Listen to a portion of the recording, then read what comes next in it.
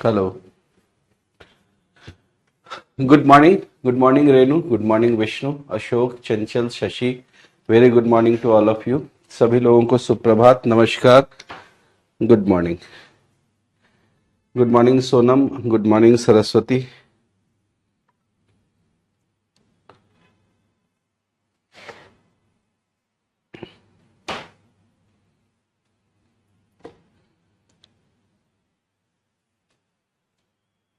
Good morning Ramjanam.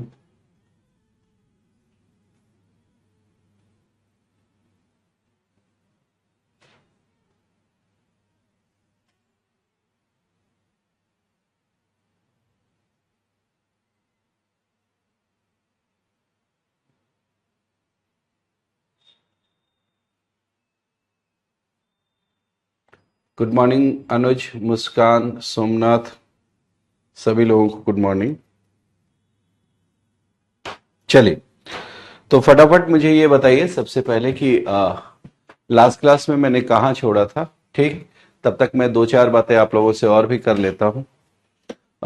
देखिए, सबसे पहले तो मैं ये बता दूं आप लोगों को जी। शिवांगी, एक तो मैं इसी चीज पर आ रहा था बात करने, जो आपकी प्रॉब्लम है, या कई लोगों ने ग्रुप में भी इस चीज को लिखा था। मैंने ग्रुप में चीजें पढ़ी कल रात में। तो पहली चीज तो ये बता दूं कि जो भी समस्या रही हो मैनेजमेंट की क्लासरूम को लेकर या स्टूडियो को लेकर, शायद उस वजह से मेरी क्लास नहीं लगाई हो, लेकिन मैंने कहा है उनसे कि क्लास जो है वो जब गवर्नेंस की क्लास खत्म हो गई तो उस टाइमिंग में मेरी क्लास को रेगुलर कर दिया जाए। ठीक है, तो कोशिश है मेरी कि अगले मंडे से मैं मतलब लगातार रहूंगा आप लोगों के साथ। ठीक, दूसरी चीज ये कि अ, जो बॉटनी के लेक्चर को मैंने बोला था कि आपको रिकॉर्ड करके डालूंगा, रिकॉर्ड मैंने कर लिया है, बट कल नेटवर्क प्रॉब्लम की वजह से रात में वो अपलोड नहीं हो पाया। अपलोडिंग गई थी, लेकिन वो आधे पर रुक गई, और उसके बाद फिर आधे पर रुकने का मतलब होता है कि वो फिर एबॉर्ट हो जाता है। तो आज वो मैं अभी इसको करवा देता हूँ अपलोड, और उसका जो भी लिंक है वो आप लोगों को शेयर हो जाएगा। तो वन बाय वन मैं सारी चीजें जो है वो आपको उधर से भी देता रहूंगा टेलीग्राम पर, जिससे कि आपका कोर्स साइमल्टेनियसली चलता रहे। ठीक है, मुझे पता है कि आप लोगों का एग्जाम नजदीक है, लेकिन मेरे पर भी कई सारी चीजों का प्रेशर है। उस प्रेशर की वजह से अब जो चीजें, जो क्लासेस है वो लेनी पड़ती हैं, और इस वजह से जो है वो समय उसी हिसाब से निकालना पड़ता है।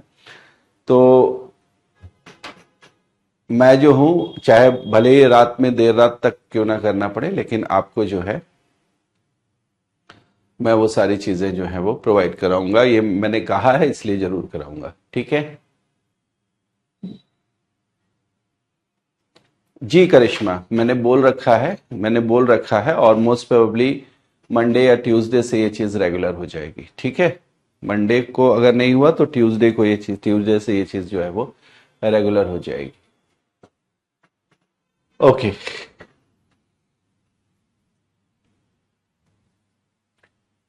एक मिनट विष्णु।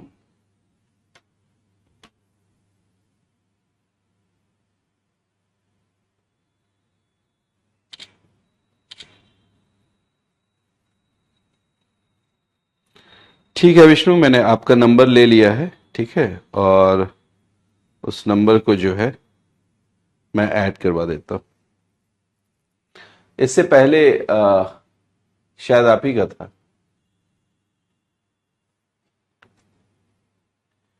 जी रवि भूषण, कुछ करना नहीं है उसमें। आप इस गिवन नंबर पर जो है 9582674046 पर जो है एक बार आप मैसेज कर दें अपना नाम और अपना बैच नंबर लिख के। ठीक है, तो जो है वो आपको मिल जाएंगी चीजें। करिश्मा, अगर आप व्हाट्सएप पर हैं तो वो जो लिंक होगा वो आपको व्हाट्सएप पर भी मिल जाएगा, आप व्हाट्सएप से वहां से कर सकती है। ठीक है, शुरू करें अब। कोलॉइड के बारे में हम लोगों ने पढ़ा था, कोलॉइड का डेफिनेशन जो था वो देखा था। तो कोलॉइड से आगे की बात अब करते हैं। और कोलॉइड से आगे दो तीन चीजें जो आपको अभी यहां पर पढ़नी है वो क्या है। एक तो ये पढ़ना है कि जो अलग अलग प्रकार के मिश्रण है उन मिश्रणों में या विलयन में जो है वो किस तरह की चीजें जो है वो आएंगी। और दूसरा ये है कि जब भी हम बात करते हैं कि इनमें कौन सी ऐसी चीज है, इनमें कौन सी ऐसी चीज है जिसको हम परिक्षेपण कहते हैं और परिक्षिप्त अवस्था बोलते हैं, तो उसको भी यहां पर हम जरा समझेंगे। ठीक है, दो चीजें, ये थोड़ा सा अभी आपके लिए हो सकता है क्लिष्ट हो, बट इसको समझना आवश्यक है, इसको आप समझिए। ठीक है, पहली चीज मैं बताना चाहूंगा, ये केमिस्ट्री है अनुज, ये केमिस्ट्री है, हम लोग केमिस्ट्री पढ़ रहे हैं। ठीक है, तो दो चीजें आपको यहां पर मैं बताऊं कि जो कोलॉइड होते हैं, है ना, जो कोलॉइड होते हैं, कोलॉइड में दो चीजें होती हैं। दो चीजें क्या क्या होती हैं? देखिए, एक तो होता है जो कि विलेय का काम करता है, विलेय का काम मतलब जो घुल रहा है, और एक है जो विलायक का काम करता है, जो चीजों को घुला रहा है। कोलॉइड में हमने ये देखा था कि चीजें पर्टिकुलर दिखाई तो दे रही हैं विलयन की तरह, लेकिन वो घुल नहीं रही हैं प्रॉपरली। ठीक है, इसलिए उनको हम क्या बोलते हैं, उनको हम क्या बोलते हैं? मैंने बोला करिश्मा, वो आपको जैसे लिंक मिलेगा, लिंक मिलेगा, उस लिंक से आप देख सकते हैं।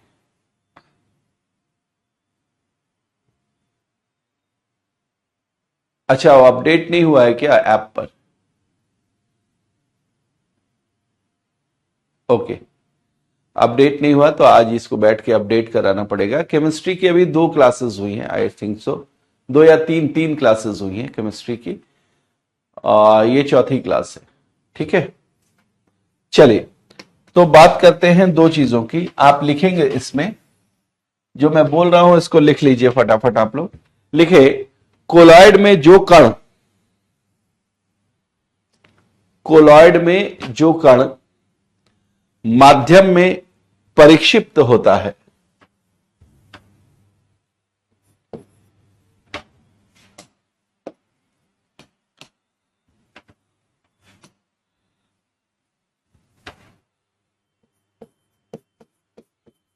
कोलॉइड में जो कण माध्यम में परिक्षिप्त, यानी कि डिस्पर्स्ड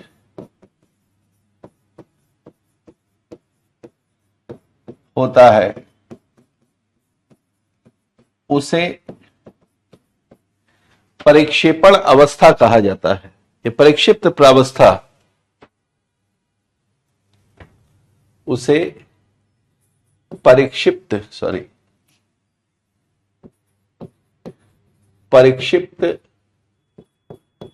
प्रावस्था, उसे परिक्षिप्त प्रावस्था, इसकी जो इंग्लिश है वो है डिस्पर्स्ड फेज, डिस्पर्स्ड फेज,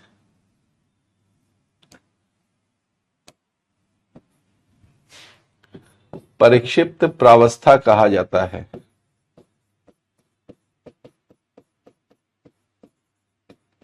एवं कण जिस माध्यम में,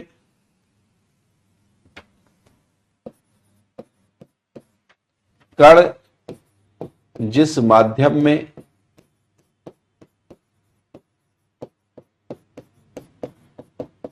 परिक्षिप्त प्रावस्था में रहता है, परिक्षिप्त प्रावस्था में रहता है,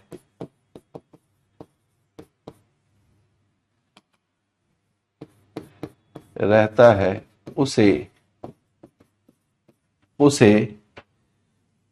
परिक्षेपण माध्यम,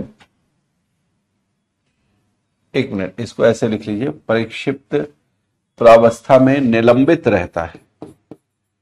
निलंबित रहता है उसे उसे परिक्षेपण माध्यम कहा जाता है। परिक्षेपण माध्यम कहा जाता है।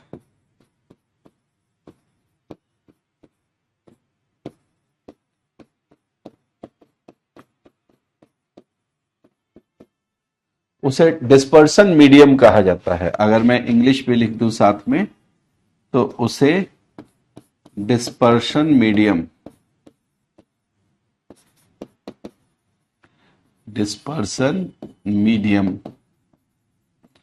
कहा जाता है। डिस्पर्सन मीडियम कहा जाता है। ठीक है, दो चीजें हैं, दो जो टर्म है उसको देखना है।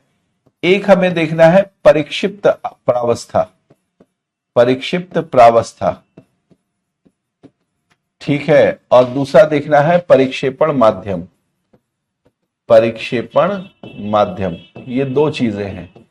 तो दो चीजों में क्या है, जैसे मैंने बताया कि कोलॉइड जो होता है, कोलॉइड क्या है, कोलॉइड एक तरीके का विषमांगी मिश्रण है जिसमें कण जो है वो विलयन के सदिश समान रूप में फैले होते हैं, लेकिन वो विलयन में पूरी तरीके से घुले नहीं होते, है ना। यानी कि कण जो पूरा विलयन के रूप में दिखाई दे रहा है कोलॉइड, है ना, वो वास्तविकता में विलयन नहीं है या समांगी मिश्रण नहीं है, वो क्या है, विषमांगी है ना। वो विषमांगी है, यानी कि उसमें जो विलयन है वो पूरी तरीके से घुला नहीं रहा है विलेय को, विलायक जो है वो पूरी तरीके से घुला नहीं रहा है अपने अंदर विलेय को, बल्कि विलेय अलग है, विलायक अलग है। लेकिन साथ के साथ हमें यह भी ध्यान में रखना है कि जो ये दो चीजें हैं, परिक्षिप्त प्रावस्था और परिक्षेपण माध्यम, ये क्या है, तो ये ठीक उसी तरीके से है जैसे कि आप विलेय और विलायक की बात करते हैं। जैसे आपने देखा कि किसी विलयन में जो विलेय होता है, जो सॉल्यूट होता है, वही ऐसी चीज है जो कि कम मात्रा में होता है और घुल जाता है। तो यहां घुलेगा तो नहीं, लेकिन क्या रहेगा, उसमें निलंबित अवस्था में रहेगा, वो निलंबित अवस्था में रहेगा, यानी तैरते हुए रूप में रहेगा, किसके अंदर, उस माध्यम के अंदर जिसमें उसको डाला गया है। ठीक है, तो उसको हम बोलेंगे परिक्षिप्त प्रावस्था। ठीक, एकदम इसको ये कभी नहीं कहेंगे, कदापि नहीं, कि परिक्षिप्त प्रावस्था का मतलब विलेय होता है। विलेय बिल्कुल नहीं होता है, क्योंकि विलेय पूरी तरीके से घुल जाता है। ठीक है, तो विलेय तो नहीं है, लेकिन हम समझने के पॉइंट ऑफ व्यू से कह रहे हैं कि अगर कोलॉइड को हम एक विलयन मान लें, कोलॉइड को अगर एक विलयन मान ले, तो उस विलयन में भी दो चीजें जो होती हैं, विलेय और विलायक, ठीक उसी तरीके से हम बात करते हैं कि जो चीज उस कोलॉइड में तैर रही है वो हो गई क्या, वो हो गया परिक्षिप्त प्रावस्था। और जिस माध्यम में तैर रहे हैं, कण जिस माध्यम में तैर रहे हैं, यानी यहां पर अगर आप इसको विलयन के विलायक के रूप में देखते हैं, तो उसी तरीके से कोलॉइड का जो परिक्षेपण माध्यम है, इस परिक्षेपण माध्यम में जो कोलॉइड के कण है वो तैर रहे होते हैं। ठीक है, जिस माध्यम में तैर रहे होते हैं वो परिक्षेपण माध्यम हो गया, और जो चीज तैर रही होती है उसको बोलते हैं परिक्षिप्त प्रावस्था। तो इस तरीके से दो चीजें आ गई, एक आ गया डिस्पर्स्ड फेज, और दूसरा आ गया डिस्पर्शन मीडियम। इस तरीके से दो चीजें आप बांटकर इसमें देख सकते हैं। इसको आप कोलॉइड, तो अभी हम कुछ उदाहरण लिखेंगे कोलॉइड के, और उसमें देखेंगे कि परिक्षिप्त प्रावस्था और परिक्षेपण जो माध्यम है वो कौन कौन से हैं और किस रूप में हम बात करते हैं इनकी। ठीक है, लिखे आप कोलॉइड के कुछ उदाहरण, कोलॉइड के कुछ उदाहरण। ठीक है, तो कोलॉइड के प्रकार देखिए, दो तीन चीजें हम यहां पर कर सकते हैं। मैं ऐसा करता हूं, एक बॉक्स बनाते हैं, ठीक है, उस बॉक्स में सारी चीजें लिख देंगे। चलिए, ये बॉक्स बना लिया हमने। इस बॉक्स में हम लाइन ड्रॉ करते हैं, एक,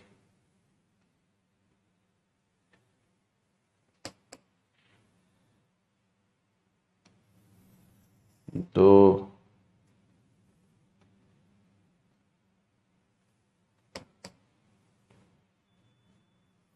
3 और 4,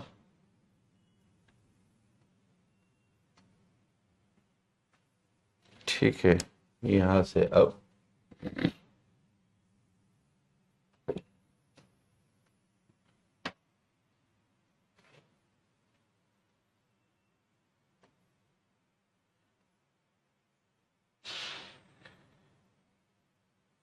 ठीक है। अब इसमें मैं लिख देता हूं चीजों को। यहां पर आप लिख सकते हैं कोलॉइड के प्रकार, ठीक है। यहां पर आप लिख सकते हैं परिक्षेपण माध्यम, परिक्षेपण माध्यम। यहां पर आप लिख सकते हैं परिक्षिप्त प्रावस्था, परिक्षिप्त प्रावस्था। और यहां पर आप लिख सकते हैं उदाहरण यानी कि एग्जाम्पल, उदाहरण यानी कि एग्जाम्पल, ठीक है।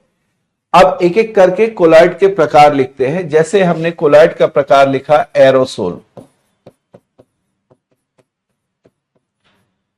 एरोसोल क्या है? एक तरीके का कोलॉइड का प्रकार है। और एरोसोल में आप ध्यान रखेंगे कि दो तरीके के एरोसोल होंगे। एक एरोसोल ऐसा जिसमें कि परिक्षेपण माध्यम गैस के रूप में होगा, और दूसरा एरोसोल ऐसा, दूसरा एरोसोल ऐसा जिसमें जो परिक्षेपण माध्यम है वो द्रव के प्रकार में होगा। तो पहला हम लिख रहे हैं एरोसोल जो जिसमें परिक्षेपण माध्यम जो होगा वो गैस के रूप में होगा, और परिक्षिप्त प्रावस्था जो होगा वो द्रव के अवस्था में होगा, ठीक है। ध्यान रखेंगे जो चीज तैरती हुई रहेगी वो द्रवित अवस्था में रहेगी, जो घुलाने की स्थिति में होगी वो गैसीय अवस्था में होगी। और इसके जो उदाहरण हैं ये प्रकृति में मिलते हैं, जैसे कि आप कोहरा की बात करते हैं, या फिर कुहासा की बात करते हैं, या फिर जो बादल है ना, ये भी एरोसोल का एग्जाम्पल है। इसमें भी जो परिक्षेपण माध्यम है वो गैस है, और जो परिक्षिप्त प्रावस्था है वो जल की बूंदें हैं जो कि तैरती हुई अवस्था में पाई जा रही है, ठीक है। तो इसलिए ऐसे एरोसोल को हम यहां पर काउंट करेंगे इस रूप में, ठीक है।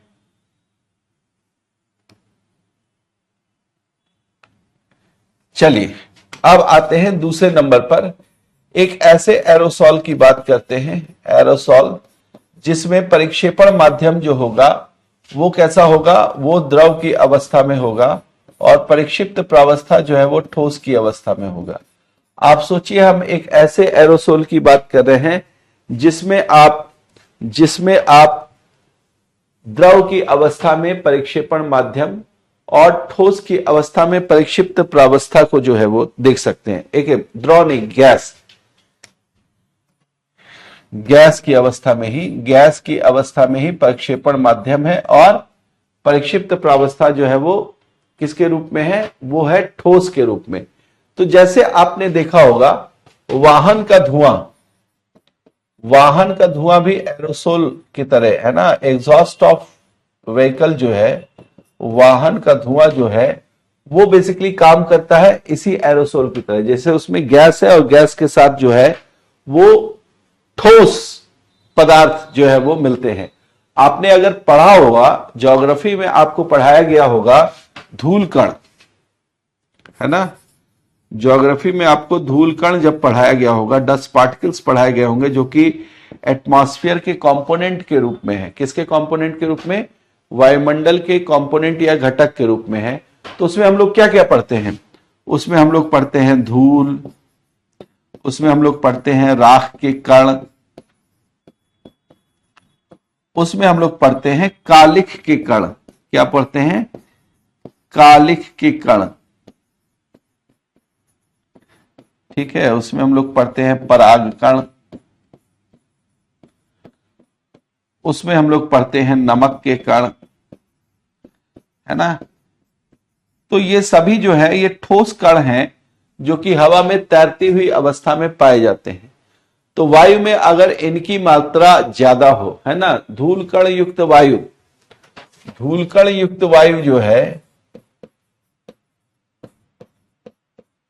धूलकण युक्त वायु जो है वो भी एक ऐसे एरोसोल के रूप में है ना, जिसमें परिक्षिप्त प्रावस्था ठोस रूप में है और परिक्षेपण माध्यम जो है वो गैसीय रूप में है, क्योंकि वो हवा है, वो एयर है ना। तो एयर में ये सारी चीजें जो है वो इस रूप में मिल रही हैं। या फिर सामान्य धुआं, जैसे कि आपने लकड़ी वगैरह जलाया और उसके जलाने पर जो धुआं उठता है, तो उस धुएं के साथ भी जो कालिख के कण हैं, जो सूट पार्टिकल्स जिनको हम बोलते हैं, ये कालिख के कण उड़ते हुए जाते हैं और ये कालिख के कण वहां गैसीय अवस्था में, गैसीय माध्यम में जो है वो निलंबित प्रावस्था में रहते हैं, निलंबित अवस्था में रहते हैं, तैरती हुई अवस्था में रहते हैं। तो उसको हम बोलेंगे कि ये एरोसोल है। ठीक है, अब इसके बाद आगे चलते हैं। यहां पर एरोसोल के बाद जो हमें नेक्स्ट मिलेगा, एरोसोल के बाद जो हमें नेक्स्ट प्रकार मिलता है किसका, कोलॉइड का, इसको हम बोलते हैं फोम। फोम में क्या होता है कि जो परिक्षेपण माध्यम होता है ये द्रवित रूप में होता है और जो परिक्षिप्त प्रावस्था होती है वो गैस रूप में होती है। ठीक है, इसको बोलते हैं हम फोम। तो एक फोम है जिसमें परिक्षेपण माध्यम द्रव रूप में और परिक्षिप्त प्रावस्था गैस रूप में होती है। ठीक है, इसको आप फोम बोलते हैं। मतलब उसमें लिक्विड पार्ट होता है और लिक्विड के साथ साथ जो है वो गैसेस पार्ट होता है। इसका उदाहरण क्या है, जैसे कि शेविंग फोम आप यूज करते हैं, शेविंग फोम यूज करते हैं, जो ये जो शेविंग फोम है ये इसी रूप में है ना। शेविंग फोम जो है ये इसी का उदाहरण है, शेविंग फोम जो है ये इसी का उदाहरण है। ठीक है, तो शेविंग फोम को आप जरूर याद रखें।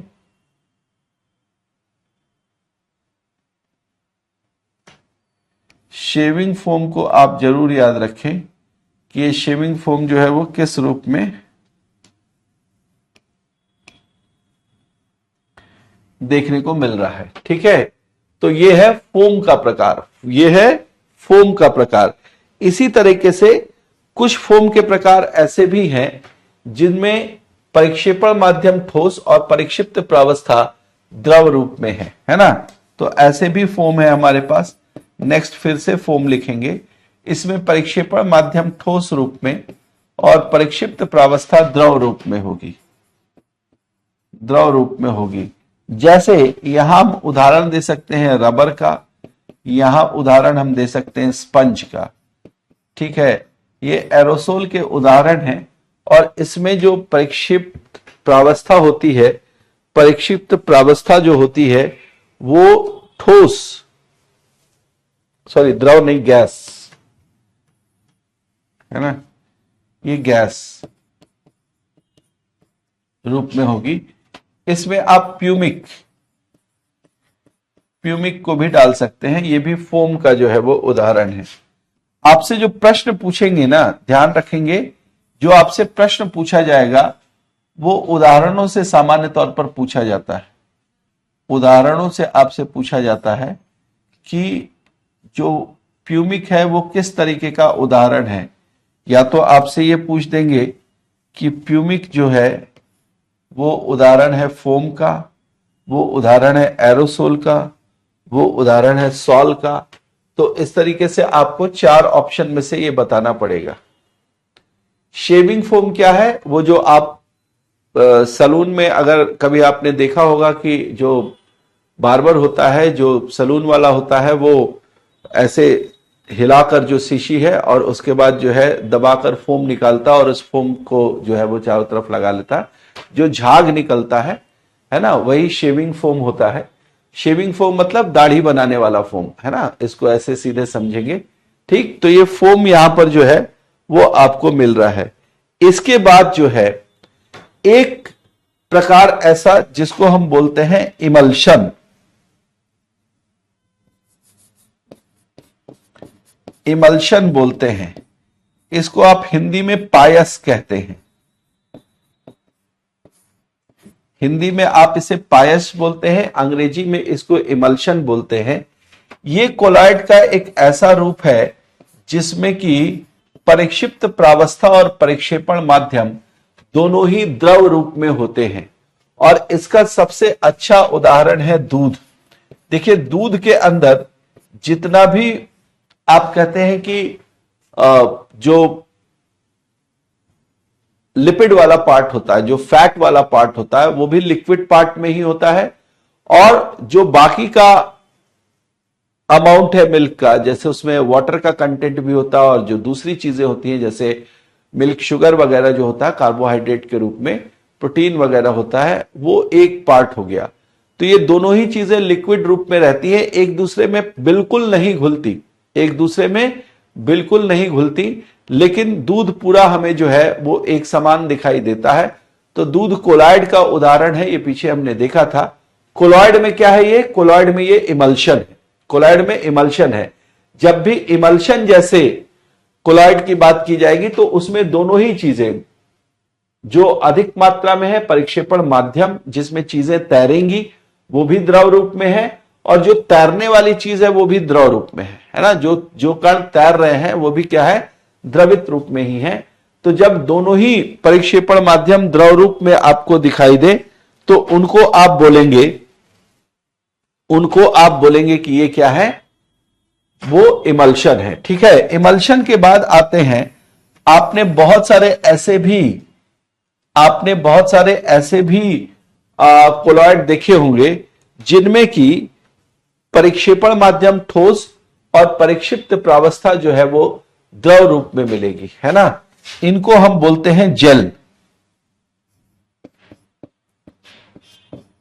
इनको हम बोलते हैं जेल, है ना। ये जेल वही है जैसे आप जेल पेन कहते हैं, है ना, जैसे आप जेल पेन कहते हैं, जैसे आप बोलते हैं कि जेल पेन के अलावा आप बोलते हैं कि आपने जेली, है ना, जेली जो खाने वाला, ब्रेड पर लगाने वाला जो होता है उसका इस्तेमाल किया है। तो ऐसे जेल, तो यहां पर आप ध्यान रखेंगे कि यहां पर जो परिक्षेपण माध्यम है वो ठोस रूप में है और परिक्षिप्त प्रावस्था जो है वो द्रव रूप में है। इसको हम बोलेंगे कि ये जेल का रूप है ना। और इसके जो उदाहरण है वो कई सारे मिल सकते हैं। इसके उदाहरण जो है वो मिल सकते हैं जेली, वो मिल सकते हैं पनीर, वो मिल सकते हैं मक्खन, है ना। जेली जो अलग अलग तरीके के आते हैं, ठीक है, पनीर हो गया और मक्खन हो गया, ये जेल के उदाहरण हैं। ठीक है, ये जेल के उदाहरण है। और फाइनली देखिए, केमिस्ट्री पढ़ने पर ये आपको आज पता चला होगा कि जो पनीर या जो मक्खन हम खा रहे हैं वो किसके उदाहरण है? वो जेल के उदाहरण है। ठीक है, इसके अलावा अगर आप देखेंगे तो यहां पर एक और चीज मिलेगी, वो क्या है? सॉल, है ना। सॉल, जब किसी चीज को सॉल बोलते हैं, किसी चीज को सॉल बोलते हैं, तो सॉल का मतलब क्या हुआ कि यहां पर ये परिक्षेपण माध्यम और परिक्षिप्त प्रावस्था दोनों बदल जाएंगे। परिक्षेपण माध्यम हो जाएगा द्रव और परिक्षिप्त प्रावस्था हो जाएगा ठोस। ठीक है, तो इसको हम बोलेंगे कि ये सॉल है। जी चंचल, 2 मिनट का समय दे, मैं अभी आपको बताता हूं। ठीक है, सॉल का जो उदाहरण है ये आप कह सकते हैं कि जैसे मिल्क ऑफ मैग्नीशिया। एक तो उदाहरण ले ले कीचड़, है ना। कीचड़, जब बहुत सारा ठोस मिट्टी जो है वो द्रव में घुल जाए तो कीचड़ हो जाएगा। घुलेगी तो है नहीं पूरी तरीके से, है ना, लेकिन द्रव में उपस्थित रहेगी तो वो कीचड़ हो गया। या फिर अगर हम बात करते हैं तो मिल्क ऑफ मैग्नीशिया की बात करते हैं। मिल्क ऑफ मैग्नीशिया ये एक तरीके का केमिकल है जिसका प्रयोग किया जाता है,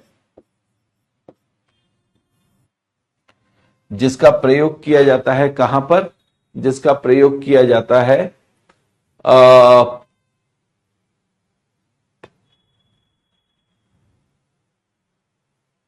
कॉन्स्टिपेशन के दौरान, है ना। अगर किसी पर्सन को कॉन्स्टिपेशन हो गया है तो उस पर्सन को मिल्क ऑफ मैग्नीशिया देकर उसके कॉन्स्टिपेशन को ठीक किया जाता है। तो वहां पर इसका इस्तेमाल जो है वो होता है। ठीक है, तो ये हो गया सॉल।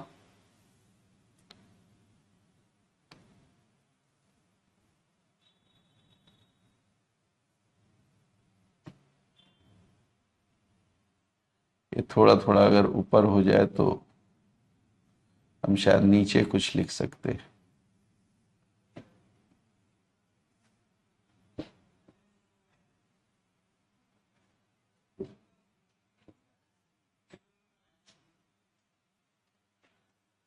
ओके, इसके अलावा यहां पर आप एक और लिख लीजिए, मैं बता दे रहा हूं, उसको आप लिख लीजिए। नीचे एक और पॉइंट लिखेंगे, सॉल के नीचे आप लिखेंगे ठोस सॉल।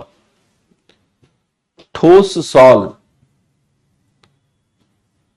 ठोस सॉल में परिक्षेपण माध्यम लिखेंगे ठोस, परिक्षिप्त प्रावस्था भी लिखेंगे ठोस, दोनों चीजें ठोस ठोस। ठोस सॉल लिखेंगे, यहां पर प्रकार में लिखिए ठोस सॉल, परिक्षेपण माध्यम ठोस, परिक्षिप्त प्रावस्था ठोस। परिक्षेपण माध्यम ठोस, परिक्षिप्त प्रावस्था ठोस, ठीक है। और फिर उदाहरण में आप कुछ चीजें लिख लें। उदाहरण में लिख लें आप, जैसे कि रंगीन रत्न पत्थर,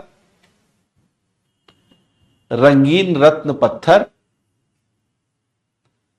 दूधिया कांच आदि। रंगीन रत्न पत्थर, दूधिया कांच आदि।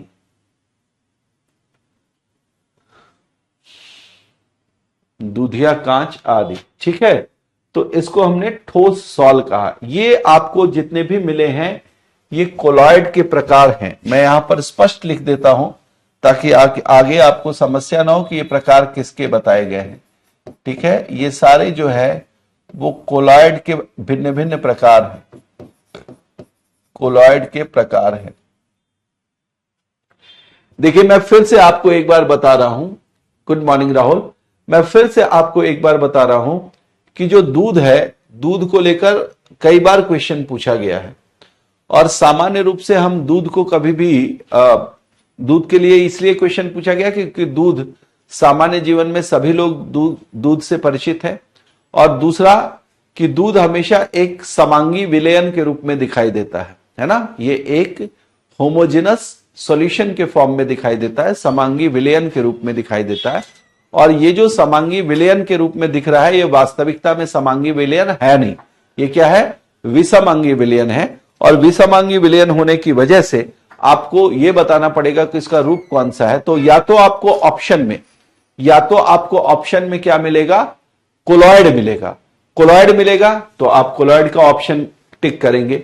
अगर ऑप्शन में कोलॉइड नहीं मिलके इनमें से मिले, एरोसोल मिले, इमल्सन मिले, जेल मिले, सॉल मिले, तो आप उसमें हमेशा इमल्सन, यानी उसको हिंदी में बोलते हैं पायस, ठीक है। तो पायस के रूप में आप उसको हमेशा रखेंगे कि ये पायस के रूप में जो है वो पाया जाता है, इमल्शन के रूप में पाया जाता है। और इमल्शन में क्या होता है कि दोनों ही माध्यम द्रव रूप में होते हैं, परिक्षेपण माध्यम भी द्रव रूप होता है और परिक्षिप्त प्रावस्था भी द्रव रूप होते हैं। कई बार आपसे प्रश्न में इस तरह की भी चीजें उठा सकते हैं कि कभी भी कोलॉइड में, कोलॉइड का जो परिक्षेपण माध्यम और परिक्षिप्त प्रावस्था होती है वो कौन कौन सी है। जैसे आपसे स्टेटमेंट दे दिया कि एरोसोल कोलॉइड का एक ऐसा प्रकार है जिसमें परिक्षिप्त प्रावस्था ठोस या द्रव रूप में हो सकती है और परिक्षेपण माध्यम सदैव गैस रूप में हो सकता है, ठीक। तो अगर इस तरीके से स्टेटमेंट मिलता है तो आपको यह समझना है कि परिक्षेपण माध्यम वो जिसमें चीजें तैर रही हैं, परिक्षिप्त प्रावस्था वो जो कि चीज जो तैरती हुई चीज है ना, तैरता हुआ जो कण है। तो ऐसी स्थिति में परिक्षेपण माध्यम एरोसोल में हमेशा क्या होगा, गैस होगा, है ना। और परिक्षिप्त प्रावस्था हो सकती है द्रव भी, हो सकती है ठोस भी, ठीक है। तो इस तरीके से एरोसोल का उदाहरण दे दिया। या फिर फोम जो है, यहां पर दो तरीके के हैं। तो फोम के कंडीशन में यह कहा गया कि फोम में परिक्षिप्त प्रावस्था जो है वो दोनों ही रूप में गैस ही होगी, लेकिन परिक्षेपण माध्यम द्रव भी हो सकता है और ठोस भी हो सकता है। तो फोम के लिए क्या हो गया, यह चीज उल्टी हो गई एरोसोल की कंडीशन से। एरोसोल का ठीक विपरीत क्या हो जाएगा, फोम हो जाएगा। एरोसोल का ठीक विपरीत क्या हो जाएगा, फोम हो जाएगा। आप देखें एरोसोल में परिक्षेपण माध्यम जो है वो गैस है और फोम में परिक्षिप्त प्रावस्था जो है वो गैस है, एरोसोल में परिक्षिप्त प्रावस्था द्रव या ठोस हो सकती है, फोम में परिक्षेपण माध्यम द्रव या ठोस हो सकता है। ठीक है, तो फोम जो होगा वो एरोसोल का ठीक ऑपोजिट होगा, ये आपको दिखना चाहिए। फिर इमल्शन में क्या हो गया, इमल्शन में द्रव और द्रव यानी परिक्षेपण माध्यम और परिक्षिप्त प्रावस्था दोनों ही द्रव है। जेल में ठोस और द्रव यानी जेल का ठीक उल्टा सॉल होगा। जेल जो होगा उसमें परिक्षेपण माध्यम ठोस और परिक्षिप्त प्रावस्था द्रव है, जबकि सॉल में परिक्षेपण माध्यम द्रव और परिक्षिप्त प्रावस्था ठोस है। समझ में आ रही चीजें?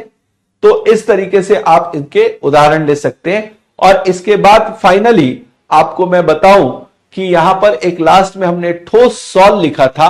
ठोस सॉल का मतलब होता है जिसमें परिक्षेपण माध्यम और परिक्षिप्त प्रावस्था दोनों ही ठोस अवस्था में पाई जाए। इसके उदाहरण हमने रंगीन रत्न के पत्थर जो है वो लिया था, या फिर दूधिया कांच को हमने उदाहरण के रूप में लिया था। तो उन दोनों चीजों को आपको याद रखना होगा कि ठोस सॉल में क्या चीजें हैं। एकदम ये चीजें बहुत ही महत्वपूर्ण है। यहां से ये ऐसी बेसिक चीजें हैं जिनसे क्वेश्चन पूछते हैं। इसमें आम जीवन में आने वाली चीजें भी इस्तेमाल में लाई जा रही है, चाहे आप दूध की बात करें, पनीर की बात करें, मक्खन की बात करें, रबर की बात करें, शेविंग फोम की बात करें, वाहनों से निकलने वाले धुएं की बात करें, या फिर कुहासा, कोहरा या बादल की बात करें। इन सभी को हम कोलॉइड के कंडीशन में ही, कोलॉइड के रूप में ही देखते हैं। बिल्कुल, धन्यवाद विष्णु। देखिए विष्णु ने लिखा क्लियर हो गया। आप सब लोगों को भी क्लियर है मोस्टली? ठीक है। अब देखिए चंचल का एक छोटा सा प्रश्न है, मैं उत्तर दे देता हूं 1 मिनट में और उसके बाद फिर आगे चलते हैं। देखिए पेट में जलन के जो कारण है वो मुख्यतः एसिडिटी होती है। पेट में अगर जलन हो रहा है तो इसका मतलब आपके पेट में एसिड का जो सिक्रीशन है वो ज्यादा हो रहा है। और एसिड का सिक्रीशन अगर ज्यादा हो रहा है तो इसके कई सारे कारण हो सकते हैं। एक तो ये हो सकता है कि आपका जो भोजन है वो काफी ज्यादा जो है वो ऐसे तत्वों के साथ है जिस तत्व में आप कह सकते हैं कि एसिड का कंटेंट ज्यादा है। तो वो क्या करता है कि वो फर्दर जो HCl निकलता है आपके स्टमक में, उसके साथ मिलकर एसिडिटी को और बढ़ा देता है, जिससे कि जलन बढ़ जाती है। अगर आपको इस तरह की कोई समस्या है तो सबसे पहले मैं कहूंगा आपसे कि आप जो है अल्कलाइन चीजों को लेना, अल्कलाइन चीजों का कुछ दिन जो है वो इस्तेमाल करें, क्षारीय चीजों का इस्तेमाल करें। विशेष तौर पर आप खाली पेट अगर जो लौकी आती है ना, जो पंपकिन आता है, लौकी जो है, लौकी को छीलकर उसका सीधे उससे जूस निकाल लें, उसका लौकी का जूस निकाल लें। उस जूस में आप चाहे तो थोड़ा सा स्वाद के लिए 2-3 पत्ते पुदीने के, 2-3 पत्ते तुलसी के, है ना, डाल लें उसमें। और डालने के बाद उसका जूस निकाल लें। जूस निकालने के बाद उसमें आधा नींबू जो है उस नींबू को निचोड़ें और उसके बाद हल्का सा अगर चाहें तो आप ब्लैक सॉल्ट डाल लें और उसको पी लें। रोज सुबह एटलीस्ट आप 15 दिनों तक पिए। तो इससे क्या होगा, और उसको पीने के बाद कम से कम आधे घंटे से लेकर 1 घंटे तक कुछ और ना खाएं। ठीक है, उसको पिए। और जरूरी नहीं है कि आप शुरू के दिन ही 1 गिलास पी लें, आप आधे गिलास से शुरू करें। क्योंकि कई लोगों को क्या हो जाता है कि या तो स्वाद अच्छा नहीं लगता, या फिर वो जो है बहुत सारे लोग पीने के बाद क्या होता है, वोमिट कर देते हैं। ठीक है, तो शुरुआत में ऐसी स्थिति आ सकती है। अगर वोमिटिंग हो जाए तो भी आप बताएंगे कि वोमिटिंग हो जा रहा है। अदरवाइज जो है वो आप ध्यान रखें कि जो ये अल्कलाइन चीज, ये क्षारीय होता है प्रॉपर, और इसको पीने से धीरे धीरे जो आपका एसिड का कंटेंट है वो कम होता जाएगा, तो पेट की जलन भी जो है वो ठीक हो जाएगी। ठीक है।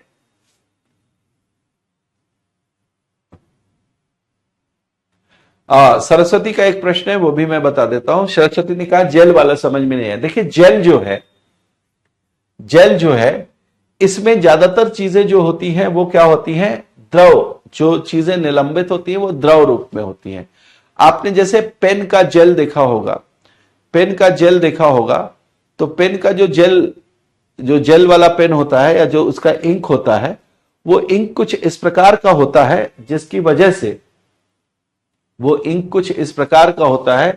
जिसकी वजह से जो ठोस और द्रव, यहां पर मैं दिखा रहा हूं आपको, है ना, तो द्रव चीज ठोस में तैरती हुई रहती है। यानी कि ठोस जो होता है उसके मॉलिक्यूल्स के बीच इतनी जगह होती है कि उसमें जो द्रव है वो एडजस्ट हो जाता है, वो उसमें घुलता तो नहीं है लेकिन उसमें तैरती हुई अवस्था में रहता है, उसको आप जेल बोलते हैं। तो जैसे आप जेली का जो इस्तेमाल करते हैं, जो ब्रेड पर आप लगाते हैं जेली, है ना, वो जेली जो है वो जेल का उदाहरण है।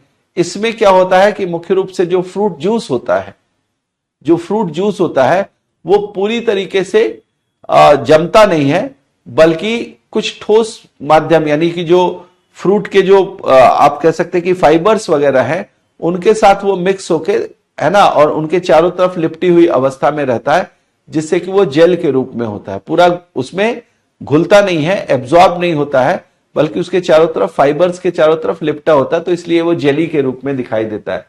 या फिर पनीर या मक्खन की अगर बात करें हम, तो पनीर या मक्खन में, पनीर में क्या होता है कि दो चीजें होती है। एक तो होता है कि जो उसका फैट वाला पार्ट होता है, जो उसका फैट वाला पार्ट होता है वो लिक्विड फॉर्म में होता है, और जो उसका कार्ब वाला पार्ट होता है यानी कार्बोहाइड्रेट वाला पार्ट होता है और प्रोटीन वाला पार्ट होता है वो ठोस रूप में होता है। तो दोनों मिक्स होकर इस तरीके से जेल के रूप में उसको हम देखते हैं। तो पनीर या मक्खन भी जो है वो जेल के ही उदाहरण में आएगा। ठीक है जी विष्णु, आप दूध का क्या बता रहे हैं? मैं समझ नहीं पाया विष्णु, आपने दूध लिखा हुआ है, ये किस पर्पज से लिखा है? ठीक है, तब तक मैं करिश्मा के प्रश्न का आंसर दे दूं। नाक से ब्लड क्यों आता है? देखिए, नाक से ब्लड आने का कोई कोई कोई खास वजह नहीं है। बहुत सारे लोग ऐसे होते हैं, नाक के अंदर जो ब्लड की कैपिलरीज आ रही होती हैं या रक्त की केशिकाएं जो आ रही होती हैं, गर्मी के दिनों में कई बार, खास तौर से गर्मी के दिनों में ये रक्त की केशिकाएं जो है, कुछ लोग जो सेंसिटिव होते हैं गर्मी को लेकर काफी, है ना, कुछ लोग जो सेंसिटिव होते हैं गर्मी को लेकर काफी, उनमें ये रक्त केशिकाएं जो हैं कई बार वो गर्मी बढ़ने की वजह से फट जाती हैं। तो फट जाती हैं तो उससे क्या होता है, ब्लीडिंग शुरू हो जाती है, केशिकाएं है, ब्लीडिंग शुरू हो जाती है। लेकिन ये घबराने वाली कोई ऐसी स्थिति नहीं है। सामान्य रूप से कुछ व्यक्तियों को ऐसा होता है, तो उनको ध्यान रखना चाहिए कि ज्यादा गर्मी की जब स्थिति हो तो कम से कम खुद को कवर करके निकले, ऐसी स्थिति हो जिसमें उनको गर्मी का स्ट्रोक जो है वो न लगे। और दूसरी चीज ये है कि जैसे ही नाक से ब्लड आना शुरू हो तुरंत ऐसे सिर ऊपर करके जो है लेट जाए, कोशिश करें कि लेट जाए। अगर लेटने की जगह ना हो जिस जहां पर आप हैं, तो वहां पर आप बैठ के एटलीस्ट अपना सिर जो है इस तरीके से ऊपर कर लें, जिससे थोड़ी देर में ये ब्लीडिंग जो है वो खत्म हो जाएगी। ठीक है, तो ये कोई घबराने वाली स्थिति नहीं है, कुछ लोगों में ऐसी स्थिति गर्मी के कारण बनती है। ठीक है,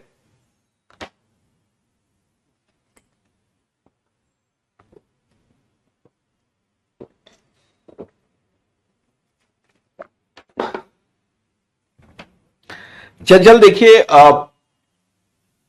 अगर दवा से ठीक नहीं हो रहा है तो एक बार आप, जो मैं ये बता रहा था आपको, लौकी का जूस, एक बार आप कम से कम 5 दिन 6 दिन एक हफ्ता पीकर देखिए, हो सकता है इससे आराम हो आपको।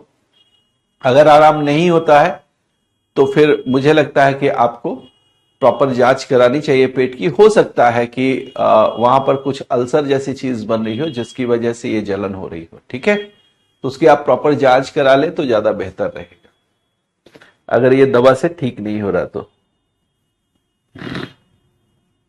ठीक है, हम आगे चले। तो आगे मैं अब आपको कुछ और चीजें बता दे रहा हूं, उसको भी आप यहां पर नोट डाउन करते चलेंगे। ठीक है, नेक्स्ट टॉपिक डालेंगे एक विशेष प्रकार के इफेक्ट के बारे में, जो पहली क्लास में किसी ने ये चीज बताई थी।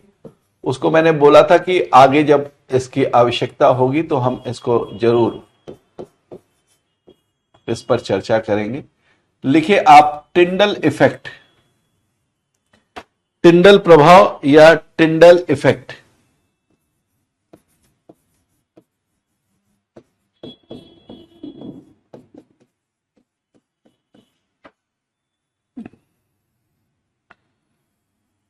टिंडल प्रभाव या टिंडल इफेक्ट।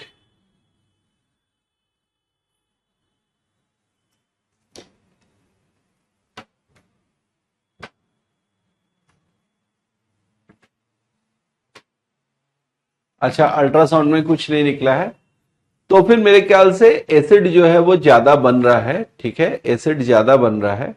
एक बार आप ट्राई करके देखिए सबसे पहले, है ना, ये जो लौकी का जूस मैं बता रहा हूं, इसको एक बार ट्राई करके देखिए 1 वीक तक। 1 वीक तक मुझे लगता है फर्क पड़ना चाहिए। 1 वीक से 15 दिन में ठीक ठाक फर्क पड़ जाता है। ठीक, क्या करना, अर्ली मॉर्निंग एक लौकी लीजिए, बहुत वैसे नहीं, मतलब जो मुलायम लौकी हो वो लीजिए। और लौकी को ना एक बार ऐसा करिए कि उसका छीलने के बाद एक पीस छोटा सा काट के खाकर देखिए। ऐसा ना हो कि वो तीखी हो, क्योंकि तीखी होगी तो आपसे उसका जूस पिया नहीं जाएगा, और तीखी लौकी का जूस पीना भी नहीं चाहिए। तो उसको देखिए आप खा के, अगर वो सही से लगता है ना, अगर सही से लगता है तो अल्टीमेटली जो है आप उसका जूस निकाल लीजिए, प्रॉपरली जूस निकाल लीजिए। और जूस कैसे निकालना, उसके बड़े बड़े टुकड़े कर लीजिए, कुछ नहीं करना है, बड़े बड़े टुकड़े कर लीजिए, मिक्सी के जार में डालिए, 2-3 पत्ते पुदीना के डाल दीजिए, 2-3 पत्ते तुलसी के डाल दीजिए। ठीक है, और उसको मिक्सी को चलाकर पूरी तरीके से पेस्ट बना लीजिए। पतले कपड़े में उस पूरे पेस्ट को निकालिए और निचोड़कर उसका पूरा जूस निकाल लीजिए। और उस जूस को निकालने के बाद उसमें आधा नींबू का रस जो है वो मिला दीजिए, और थोड़ा सा चुटकी भर जो है वो काला नमक जो है वो मिला दीजिए, और उसके बाद आप उसको पी लीजिए। ठीक है, उसी समय पी लीजिए। और पीने के बाद एटलीस्ट जो है आप आधे घंटे से 1 घंटे तक कुछ ना खाएं। ठीक है, और उसके बाद ही कुछ खाएं। कोशिश करें कि जो आप खा रहे हैं, दो दो चीजों का ध्यान रखें कि अभी मसालेदार चीजों का प्रयोग ना करें, हल्के मसाले वाली चीजों का प्रयोग करें। ठीक है, जिन मसालों में सामान्यतः सिर्फ हल्दी, धनिया और इस तरह की जो जो भी लाइट मसाले हैं वो हो, बहुत ज्यादा मसाला वाली चीज ना हो। ठीक है, इसका प्रयोग करें। मुझे लगता है कि आपको जल्दी आराम हो जाएगा अगर इस तरह की कोई चीज है भी तो, क्योंकि अगर अल्ट्रासाउंड में कुछ नहीं आ रहा है तो इसका सीधा तात्पर्य यह है कि एसिड जो है वो ज्यादा बन रहा है ना, उस वजह से ऐसी स्थिति हो रही है।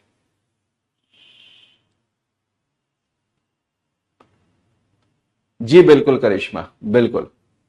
ज्यादा मसाला वाली चीजें आप खाएंगे तो पेट में जलन होती ही है। ठीक है,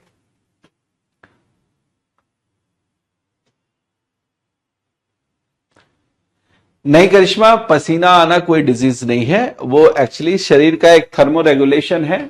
थर्मो रेगुलेशन है, वो नेचुरल चीज है, उससे वो कोई डिजीज नहीं है। ठीक है, वो किसी भी प्रकार का कोई डिजीज नहीं है। पर्सन के बॉडी के थर्मो रेगुलेटरी सिस्टम के हिसाब से चीजें काम करती हैं। तो कुछ लोगों को पसीना ज्यादा आता है, कुछ लोगों को कम आता है, उससे कोई आप परेशानी वाली कोई बात नहीं है। ठीक है चीजें, ठीक है। चले, तो अब जरा टिंडल इफेक्ट के बारे में लिखें। लिखें जरा, जब प्रकाश की किरण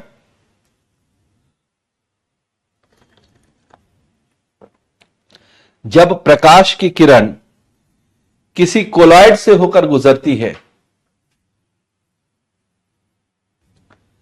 जब प्रकाश की किरण किसी कोलॉइड से या किसी निलंबन से होकर गुजरती है,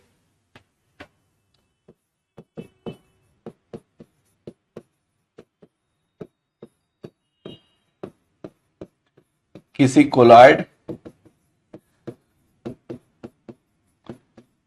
या निलंबन से, किसी कोलॉइड या निलंबन से होकर गुजरती है,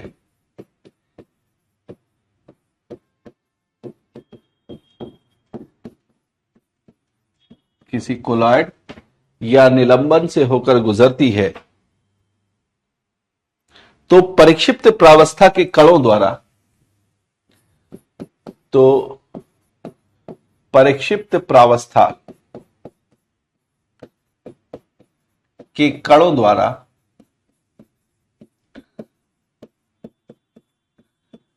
कणों द्वारा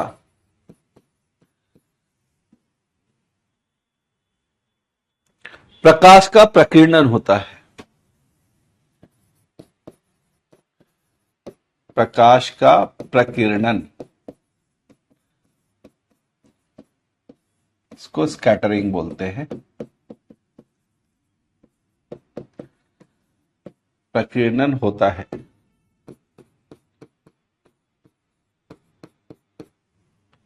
प्रकाश का प्रकीर्णन होता है, इसे टिंडल प्रभाव कहते हैं। इसे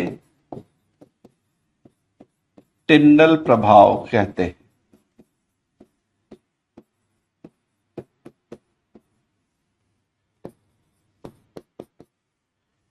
इस प्रभाव के कारण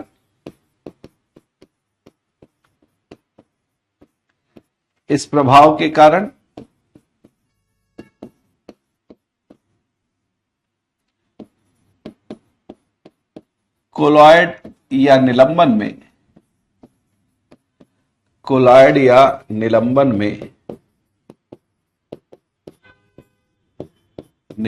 में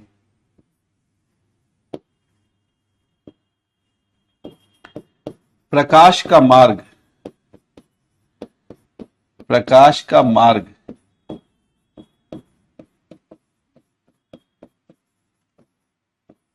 दृष्टिगोचर होता है।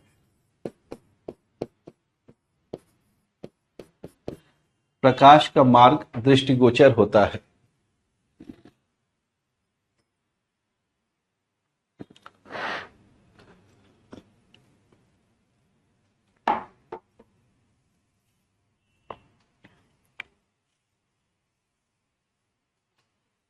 ठीक है, तो अब टिंडल प्रभाव हम कैसे देखें? मैं एक बहुत आसान सा उदाहरण बताता हूं, ये तो आपने शायद देखा ही होगा, लेकिन उस टिंडल प्रभाव को हम यहां पर देखें। जैसे अभी अभी मैंने एक चीज बताई कि वायु में अगर धूलकण है, यानी कि आप कह सकते हैं कि गैस में ठोस के कण जो है ना, गैस में ठोस के कण तैरती हुई अवस्था में है। ये एरोसोल का उदाहरण है। ठीक है, एरोसोल का उदाहरण है कि गैस में ठोस के कण जो है वो तैर रहे हैं। अब वो टिंडल प्रभाव कैसे दिखाएंगे? तो टिंडल प्रभाव कुछ इस तरीके से दिखाएंगे कि अगर आपका कमरा है और उस कमरे के खिड़की के एक छेद से सूर्य का प्रकाश आ रहा है, तो उस सूर्य के प्रकाश में आप देखेंगे कि जो लाइट ऐसे निकलकर आ रही है वो लाइट बिखरी हुई सी दिखाई देती है ना, इस तरीके से फैलती हुई जाएगी। तो फैलती हुई क्यों जा रही है? क्योंकि प्रकाश की जो तरंगे हैं वो जब परिक्षिप्त माध्यम के जो कण है, परिक्षिप्त प्रावस्था के जो कण हैं, यानी जो ठोस कण हैं, उन ठोस कणों से टकराने के बाद बिखर रही है। तो जो लाइट का बिखराव होता है, उसका जो प्रकीर्णन होता है, उसकी जो स्कैटरिंग होती है, स्कैटरिंग का मतलब, प्रकीर्णन का मतलब क्या? बिखराव, है ना। इसको साधारण शब्दों में क्या कहेंगे? बिखराव कहेंगे।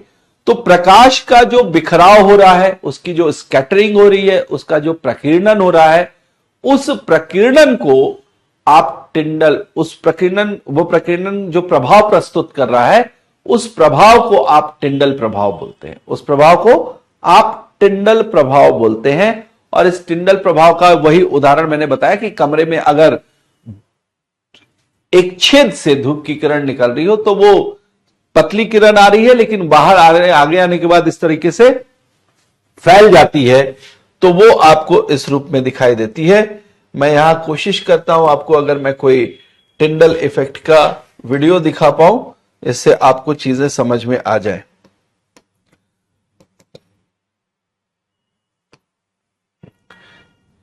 Tyndall effect video.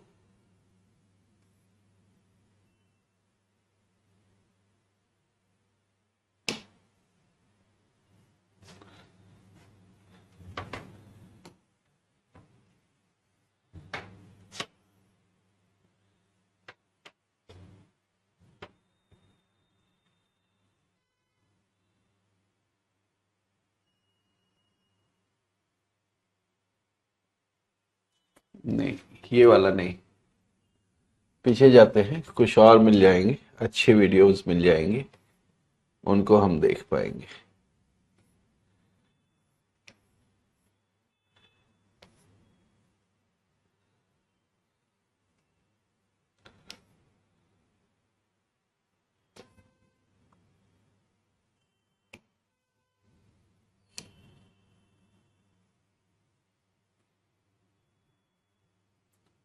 देखिए, ये वाटर है ये पूरा वाटर है सिर्फ, और इस वाटर के पास जब लाइट ले जाई गई, तो इस लाइट के पहुंचने के कारण क्या होता है कि ये सीधा एक पॉइंट के फॉर्म में जो है वो जा रही है। ठीक है, ये एक पॉइंट के फॉर्म में जा रही है, क्योंकि इस वाटर में कुछ घुला नहीं है, ये पूरा क्लीन वाटर है, तो ये सॉल्यूशन के रूप में। लेकिन वहीं पर अब यहां पर पानी में दूध डाल के, है ना, इस तरीके से एक सॉल्यूशन बनाया गया, और इस सॉल्यूशन को बनाए जाने के बाद अब हम इस सॉल्यूशन से लाइट गुजार रहे हैं। तो देखिए, जैसे ही लाइट गुजारेंगे, ये लाइट सीधी नहीं जा रही है, बल्कि ये लाइट जो है वो इस तरीके से फैल भी रही है ना, इस तरीके से फैल रही है, और इस सॉल्यूशन में ऊपर तक दिखाई दे रही है। चूंकि इस सॉल्यूशन में ऊपर तक दिखाई दे रही है, तो वो इसलिए क्योंकि वो जो है वो इस तरीके से जो है ना, क्योंकि वो इस तरीके से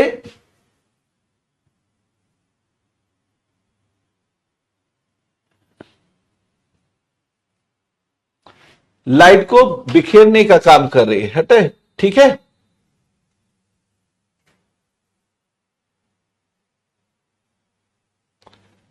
एक तो ये YouTube अगर चला लिया आपने, तो इस तरीके से ऐड जरूर आते हैं। ओके, चलिए आ गए हम फिर से यहां पर। तो मैं ये कह रहा था आपसे कि यहां पर सॉल्यूशन जो है उसमें अगर सिर्फ वाटर रहे तो लाइट सीधा क्रॉस कर जा रही है, जबकि अगर ये न रहे, है ना, अगर ये न रहे तो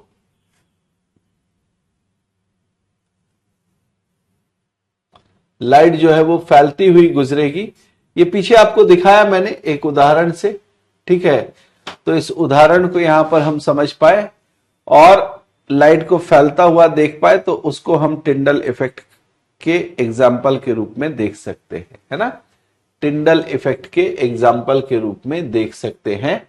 ये टिंडल इफेक्ट आपको इस तरीके से दिखाई देगा। मैं कुछ और भी उदाहरण, जो आसान उदाहरण है, उनको कोशिश करता हूं कि आपको दिखाऊं, जिससे आपको चीजें समझ में आए।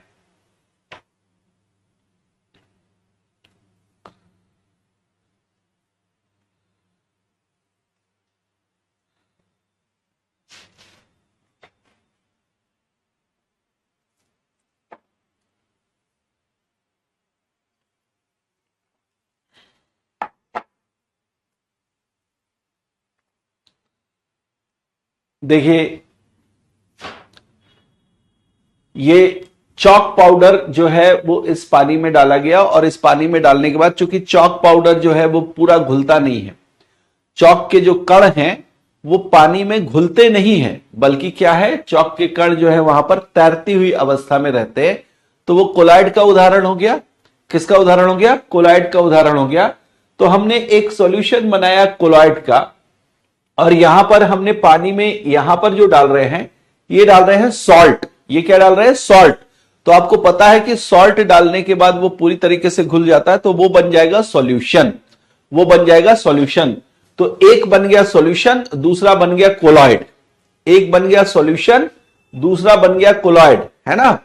अब ये जो सॉल्यूशन है, उस सॉल्यूशन से अगर आप लाइट गुजारेंगे, तो सॉल्यूशन से लाइट गुजारने के बाद, ये स्पष्ट नहीं आ रहा है ना, सॉल्यूशन से जब लाइट गुजारेंगे तो उस लाइट में प्रकाश की जो किरण है वो फैलती हुई दिखाई नहीं देगी। यहां पर जो है ये कुछ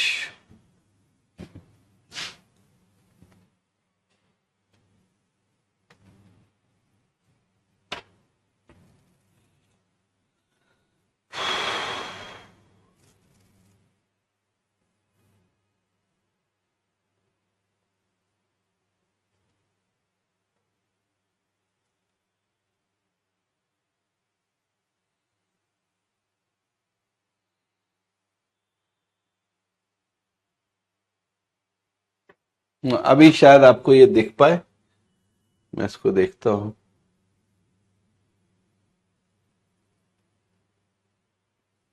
अच्छा, ये कुछ और दिखा रहे, ये तो ध्वनि का दिखाने लगे यार,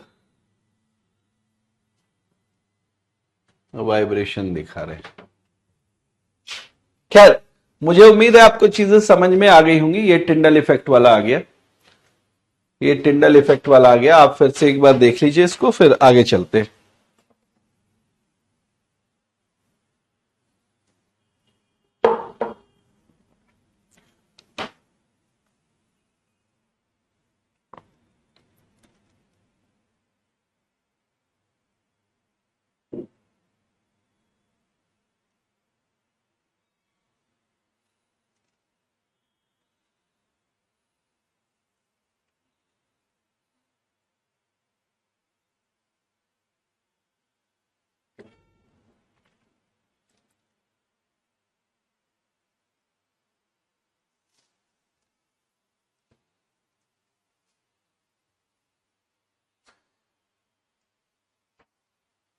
ये देखिए तीन चीजें यहां पर दिखाई गई हैं। एक एक में साबुन का सॉल्यूशन डाला गया है, एक में चॉक पाउडर डाला गया है और एक में नमक डाला गया है। ये तीन ग्लास में अलग अलग तरह की चीजें डाली गई हैं, है ना। सोप सॉल्यूशन डाला गया है, सॉल्ट डाला गया है और चॉक। सॉल्ट जो घुला है यहां पर, है ना, सॉल्ट जिसमें घुला है ये पूरी तरीके से सॉल्यूशन है। तो इसमें अगर आप लाइट गुजार रहे हैं तो ये लाइट देखिए बिखरती हुई स्थिति में नहीं दिखाई दे रही और ये लाइट प्रॉपरली क्रॉस करके दूसरी तरफ चली जा रही है, ठीक है। अब जो चॉक पाउडर है इसमें अगर आप देखेंगे तो ये लाइट पूरी तरीके से फैल रही है और उस पार दीवार पर नहीं निकल रही है ना, उस पार दीवार पर नहीं निकल रही है, ये फैल जा रही है इस सॉल्यूशन में। इस सॉल्यूशन नहीं कहेंगे, इस कोलॉइड में, क्योंकि चॉक पाउडर घुला नहीं है तो ये स्कैटर हो रही है। इसको आप बोलेंगे यही टिंडल प्रभाव है। यही क्या है? टिंडल प्रभाव है। ये चीजें आपको ध्यान में रखनी है। ओके, चलिए हम वापस से चलते हैं। अब ये बहुत हो गया वीडियो वगैरह, ठीक, वापस से आ जाते हैं इस पर। तो ये टिंडल प्रभाव आपको याद रखना होगा। टिंडल प्रभाव में लाइट की स्कैटरिंग हो रही है, यानी लाइट जो है वो क्या कर रहा है? फैल रहा है इस तरीके से। जी, दोनों चीजें ध्यान रखेंगे चंचल। जो लौकी मैंने बताया उसको छील कर जूस निकालना है, बिल्कुल छील कर उसके बड़े बड़े टुकड़े कर ले और वो कर ले। उसके बाद नेक्स्ट जो है खाली पेट पीना है, बिल्कुल सही है ना, खाली पेट ही पीना है। लक्ष्मण बोल दिया था भाई मैंने ऐड करने को, क्यों नहीं ऐड किया गया अभी आपको? मैं एक बार डाल देता हूं रिमाइंडर, फिर से रिमाइंडर डाल देता हूं, कोई बात नहीं है। ऐसा कुछ नहीं है कि आपको ऐड कराने की कोई बात नहीं है।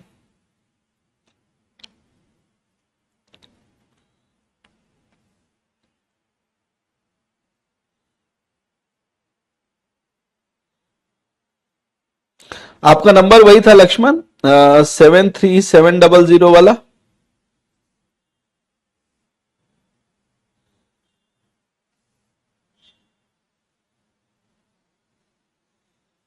73700 वाला नंबर था मेरे ख्याल से।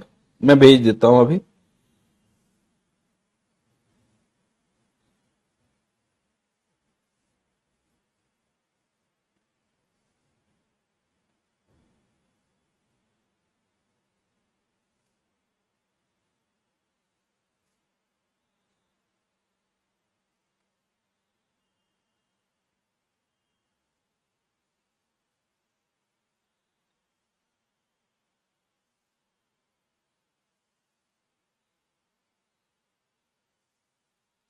जी बिल्कुल भेज दिया है, भेज दिया। अभी थोड़ी देर में वो कर देंगे, आपको आपको ऐड कर देंगे, बिल्कुल ठीक है।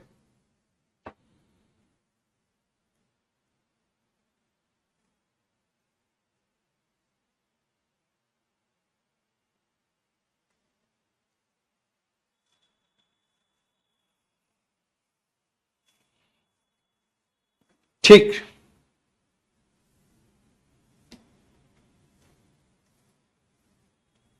चलिए।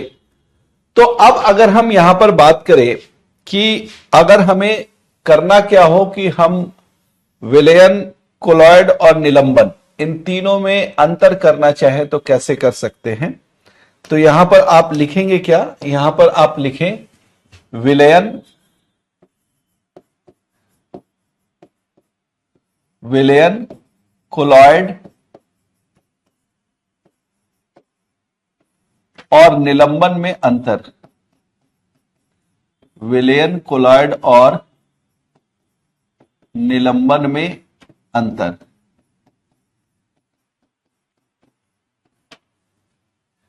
ठीक है, इसको आप यहां पर लिखेंगे।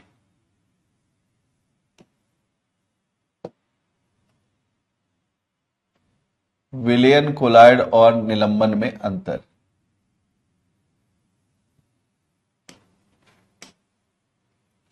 तो यहां हम क्या करते हैं कि 3 कॉलम बनाते हैं और इन 3 कॉलमों में इस चीज को लिखेंगे। एक कॉलम,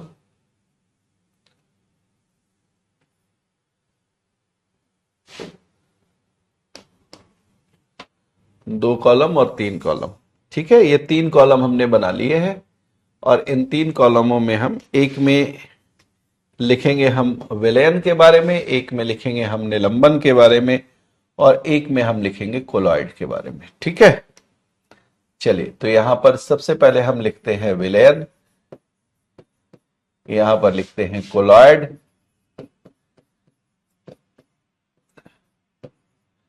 और यहां पर लिखते हैं निलंबन।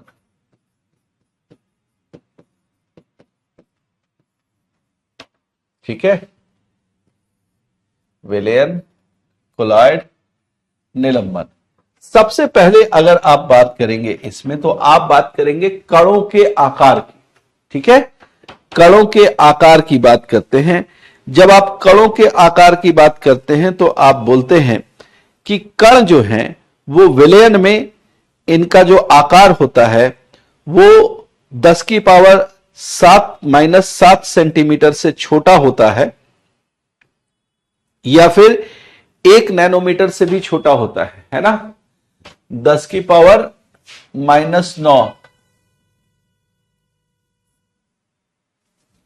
कणों का आकार ऐसे लिखेंगे, इनमें कणों का आकार, इनमें कणों का आकार 10⁻⁷ मीटर से छोटा होता है, छोटा होता है। और साथ में लिख लेंगे अतः इन्हें नग्न आंखों से नहीं देखा जा सकता, अतः इन्हें नग्न आंखों से नहीं देखा जा सकता।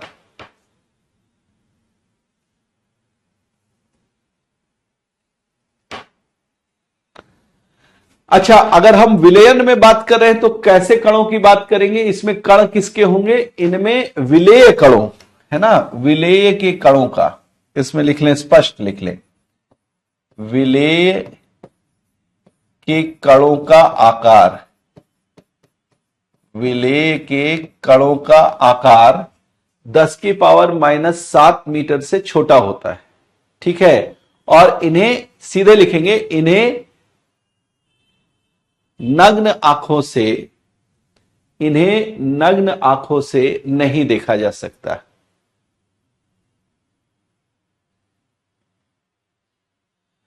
जी बिल्कुल लक्ष्मण, बिल्कुल आपसे मुलाकात करेंगे और आप कोशिश करिए कि मुझे थोड़ा पहले इन्फॉर्म कर दीजिएगा। पहले इन्फॉर्म करने से मैं उस प्रकार से समय निकाल पाऊंगा ताकि आपसे मिल पाऊं। ठीक है, ध्यान रखेंगे। ठीक है, ध्यान रखेंगे, 1 मिनट का समय दें।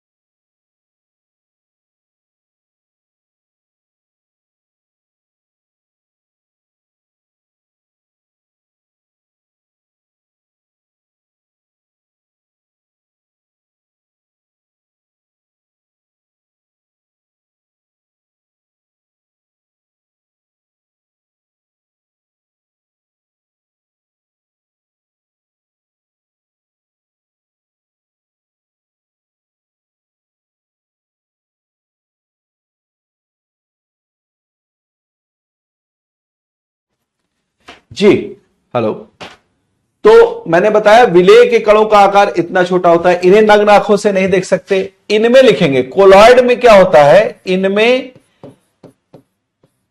परिक्षिप्त प्रावस्था, इनमें परिक्षिप्त प्रावस्था, परिक्षिप्त प्रावस्था के कणों का आकार, परिक्षिप्त प्रावस्था के कणों का आकार, कणों का आकार क्या होता है भाई, इनमें परिक्षिप्त प्रावस्था के कणों का आकार 10 की पावर -5 सेंटीमीटर से लेकर 10 की पावर -5 सेंटीमीटर, सॉरी यहां पर भी सेंटीमीटर लिखेंगे, -7 सेंटीमीटर है ना, सेंटीमीटर, ये मीटर मैंने लिख दिया था। सो सेंटीमीटर से लेकर 10 की पावर -7 सेंटीमीटर के बीच होता है, के बीच होता है, और इन्हें नग्न आंखों से देखा जा सकता है, और इन्हें नग्न आंखों से देखा जा सकता है। ठीक है, कोलॉइड में लिखेंगे और इन्हें नग्न आंखों से देखा जा सकता है। ठीक है,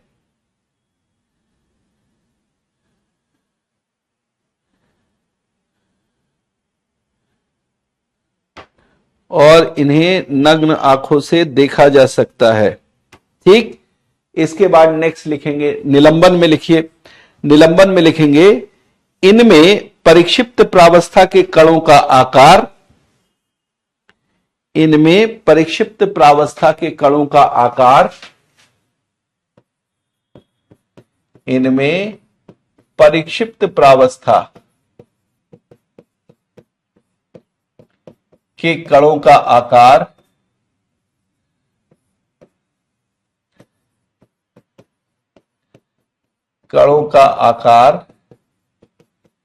क्या होता है भाई, 10 की पावर -5 सेंटीमीटर, 10 की पावर -5 सेंटीमीटर से बड़ा होता है। किससे क्या होता है, 10 की पावर -5 सेंटीमीटर से बड़ा होता है।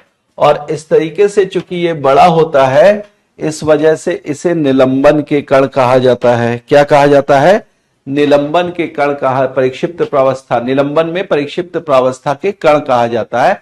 और इन्हें भी हम नग्न आंखों से देख सकते हैं, इन्हें भी हम नग्न आंखों से देख सकते हैं। तो एक तरफ जहां विलयन और कोलॉइड की बात की हमने, तो विलयन में ही सिर्फ जो कण होंगे उनको हम नग्न आंखों से नहीं देख सकते। यहां पर आप विलयन में जो आपने लिखा है 10 की पावर -7 सेंटीमीटर, आप इसको 10 की पावर -9 मीटर भी लिख सकते हैं।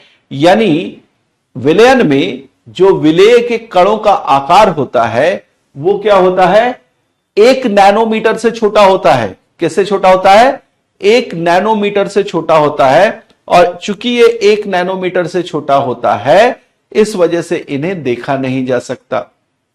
क्लियर है, पहली चीज तो समझ में आ गई। अब दूसरी चीज देखें, दूसरी चीज हम किस में लिख सकते हैं, टिंडल प्रभाव के रूप में। तो टिंडल प्रभाव के रूप में अगर हम देखें तो हम सीधा सीधा ये कह सकते हैं कि किन में टिंडल प्रभाव होगा और किन में टिंडल प्रभाव नहीं होगा। सीधे सीधे आप यहां पर लिख सकते हैं टिंडल प्रभाव नहीं होता है, टिंडल प्रभाव नहीं होता है, नहीं होता है। ठीक है, और बाकी के दोनों में लिखेंगे टिंडल प्रभाव होता है, टिंडल प्रभाव होता है। देखिए ये बहुत छोटी छोटी चीजें हैं, लेकिन चूंकि हम पीछे क्लासेस में पढ़कर आए हैं, अब बीच में चीजें छूट गई थी, इसलिए हमें चीजें याद नहीं है। तो फिर से अपने एग्जामिनेशन के पर्पस से हमें याद रखना जरूरी है, और इसलिए मैं आपको बता रहा हूं कि यहां पर ये सारी चीजें आप याद करते चलेंगे। यहां पर ये सारी चीजें बहुत ही आवश्यक है, आपको याद करना ही पड़ेगा। तो इसलिए आप जो भी आवश्यक चीजें हैं उसको याद करें।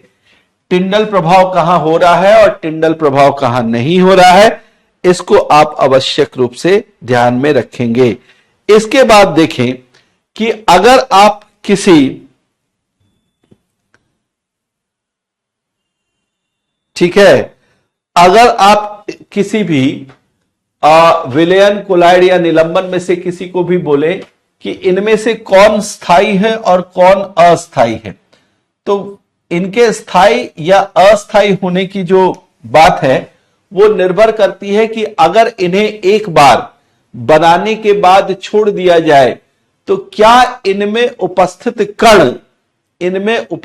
कण इनके विलायक या फिर इनके परिक्षेपण माध्यम से अलग हो जाते हैं या फिर उसी में बने रहते हैं। अगर उसी में बने रहते हैं तो वो स्थायी होंगे, और अगर नहीं बने होते, अलग हो जाते हैं, निलंबित हो जाते हैं या फिर नीचे बैठ जाते हैं, तो आप बोलेंगे कि ये क्या है, ये अस्थायी हैं। तो ऐसे में आप देखेंगे कि विलयन जो होता है, विलयन स्थायी होता है, विलयन स्थायी होता है, और यहीं पर आप नीचे ऐड कर लेंगे, नीचे ऐड कर ले इसी लाइन में, क्योंकि इसे शांत छोड़ देने पर, यहीं पर लिखेंगे आगे में, क्योंकि इसे शांत छोड़ देने पर इसके विलेय के कण, क्योंकि इसे शांत छोड़ देने पर इसके विलेय के कण, इसके विलेय के कण नीचे नहीं बैठते, इसके विलेय के कण नीचे नहीं बैठते, है ना। शांत अवस्था में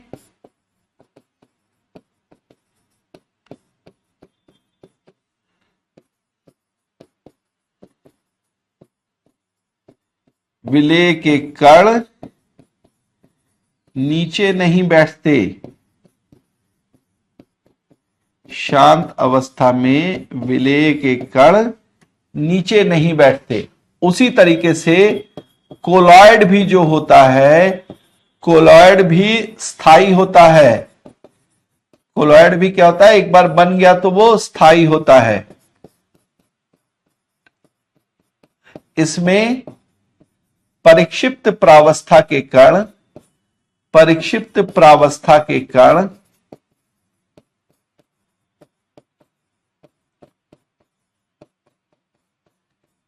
शांत अवस्था में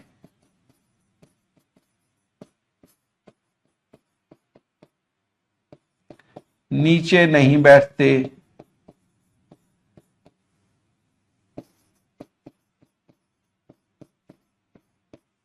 नीचे नहीं बैठते। और जहां तक निलंबन का सवाल है तो आप लिखेंगे निलंबन अस्थायी होता है, निलंबन अस्थायी होता है क्योंकि शांत अवस्था में छोड़ने पर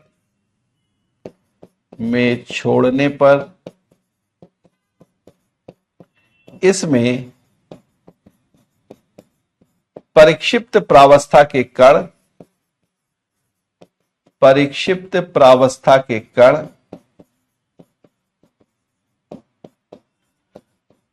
कण नीचे बैठ जाते हैं, परिक्षिप्त प्रावस्था के कण नीचे बैठ जाते हैं। क्लियर है भाई। तो इस तरीके से आप विलयन, कोलॉइड और निलंबन, विलयन, कोलॉइड और निलंबन में फर्क कर सकते हैं। ठीक है। अब लास्ट में मैं आपको एक चीज और बताता हूं कि अगर आप ये कहते हैं कि किसी भी विलयन से उसके विलेय के कणों को अलग करना हो, या कोलॉइड या निलंबन से उसके परिक्षिप्त प्रावस्था के कणों को अलग करना हो, तो हम किस विधि के द्वारा इन्हें अलग कर सकते हैं। सामान्य रूप से हम ये कहते हैं कि अगर हमने कोई घोल बनाया है और उस घोल में हम चाहते हैं कि जिस चीज को हमने घोला है उसको अलग कर ले, तो अलग करने की एक सामान्य प्रक्रिया है जिसको छानन प्रक्रिया बोलते हैं, जिसको फिल्ट्रेशन बोलते हैं।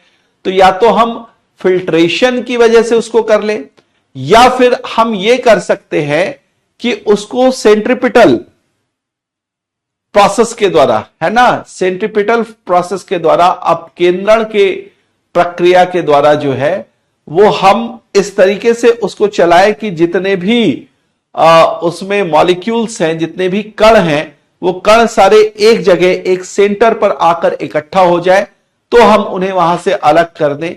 या फिर हम ये कह सकते हैं कि निलंबन, जैसे निलंबन की बात करेंगे तो इसमें सामान्य रूप से हम छानने की प्रक्रिया के द्वारा ही क्या कर सकते हैं, अलग कर सकते हैं कणों को। तो आप यहां पर नीचे वाले पॉइंट में आप इन्हीं चीजों को लिखें।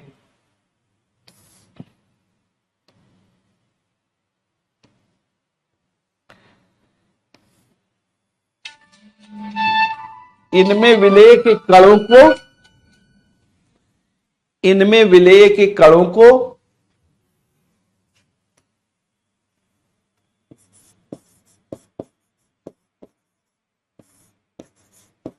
इनमें विलेय के कणों को छानन या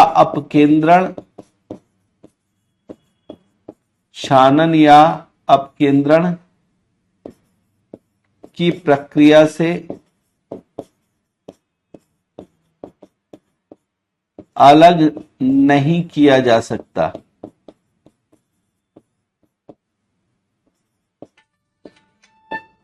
अलग नहीं किया जा सकता। ठीक है, सॉरी ये फोन बज जा रहा है बीच बीच में, मैं इसको एक बार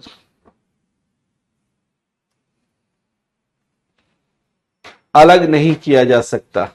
ठीक है, इसमें क्या कर सकते हैं, परिक्षिप्त प्रावस्था के कणों को परिक्षिप्त प्रावस्था के कणों को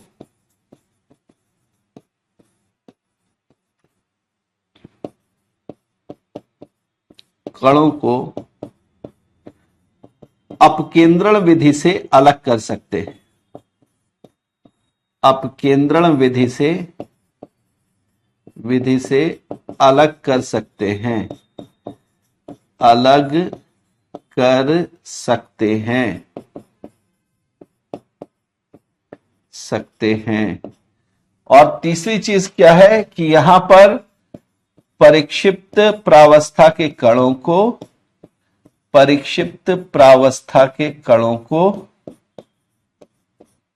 को छानन विधि से, यानी फिल्ट्रेशन के प्रोसेस से, छानन विधि से अलग कर सकते हैं। अलग कर सकते हैं। ठीक है भाई, तो इस तरीके से आप विलयन, कोलॉइड और निलंबन, इन तीनों में डिफरेंशिएट कर सकते हैं बहुत ही आसानी से। इसमें बिल्कुल आपको परेशान होने की आवश्यकता नहीं है। आप बहुत ही आसानी से इन सभी चीजों के बीच जो है वो अंतर कर सकते हैं, और इस अंतर के वजह से आपसे अगर प्रश्न पूछे जाते हैं तो उन प्रश्नों का भी आप आसानी से उत्तर दे सकते हैं, क्योंकि आपके पास एक प्रॉपर लिस्ट है। आपके पास एक प्रॉपर लिस्ट है, उस लिस्ट के अकॉर्डिंग आप सारा काम जो है वो कर सकते हैं। ठीक है, उस लिस्ट के अकॉर्डिंग आप सारी चीजें जो है वो कर सकते हैं। अब मैं आपको जो है, हम अगर किसी भी मिश्रण की बात करते हैं, ठीक है, किसी भी मिश्रण की बात करते हैं, तो उस मिश्रण को हम किस तरीके से, उस मिश्रण को के जो कण हैं उनको हम किस तरीके से उनको पृथक कर सकते हैं, उनको अलग कर सकते हैं, उसमें मैं एक एक करके, जैसे मैंने यहां पर बताया अपकेंद्रण, अपकेंद्रण का मतलब होता है सेंट्रीफ्यूगेशन, है ना, सेंट्रीफ्यूगेशन। जैसे कि आपसे ये कहा जाए कि आप वॉशिंग मशीन में जो ड्रायर होता है, वॉशिंग मशीन का जो ड्रायर होता है, उसमें जब आप अपने गीले कपड़ों को डालते हैं तो गीले कपड़े थोड़ी देर ड्रायर में चलाने के बाद वो गीले कपड़े सूख जाते हैं। उसके पीछे रीजन क्या है? रीजन है सेंट्रीफ्यूगेशन, अपकेंद्रण की प्रक्रिया। ये थोड़ा सा इसको स्पष्ट करें, अपकेंद्रण और अभिकेंद्रण दो चीजें हैं, है ना। जब आप ये कहते हैं कि आप किसी सर्कुलर पाथ में, सॉरी,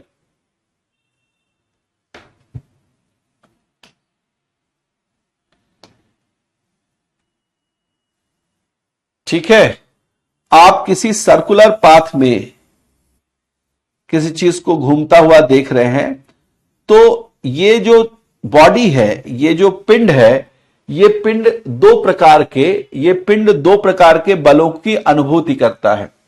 एक बल जो है जो उसको केंद्र की तरफ खींच रहा होता है, और एक बल जो है जो उसको बाहर की तरफ इस तरीके से उसके टेंजेंट यानी कि उसकी जो स्पर्श रेखा है, उस स्पर्श रेखा के अलोंग जो है वो बाहर की ओर फेंक रही हो इस तरीके से, ठीक है।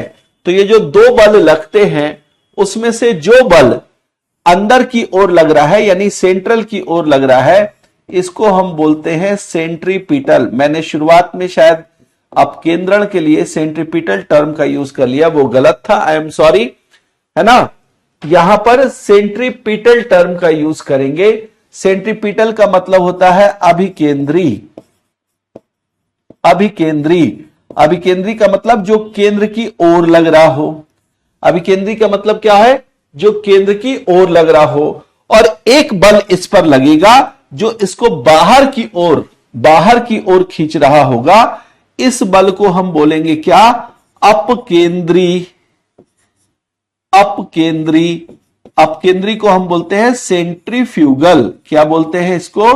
अपकेंद्री को हम बोलते हैं सेंट्रीफ्यूगल, इसको हम बोलते हैं अपकेंद्री। तो एक हो गया सेंट्रीपिटल, एक हो गया सेंट्रीफ्यूगल, एक हो गया सेंट्रीपिटल, एक हो गया सेंट्रीफ्यूगल। ये दो पार्ट आपको यहां पर दिखाई दे रहे हैं। इसमें आपको ध्यान रखना है कि जो सेंट्रीपिटल है, जो आपका सेंट्रीपिटल है, ये केंद्र की ओर काम करेगा। जो आपका सेंट्रीफ्यूगल है, सॉरी, जो सेंट्रीफ्यूगल है वो केंद्र से दूर बाहर की ओर काम करेगा और चीजों को बाहर ले जाएगा।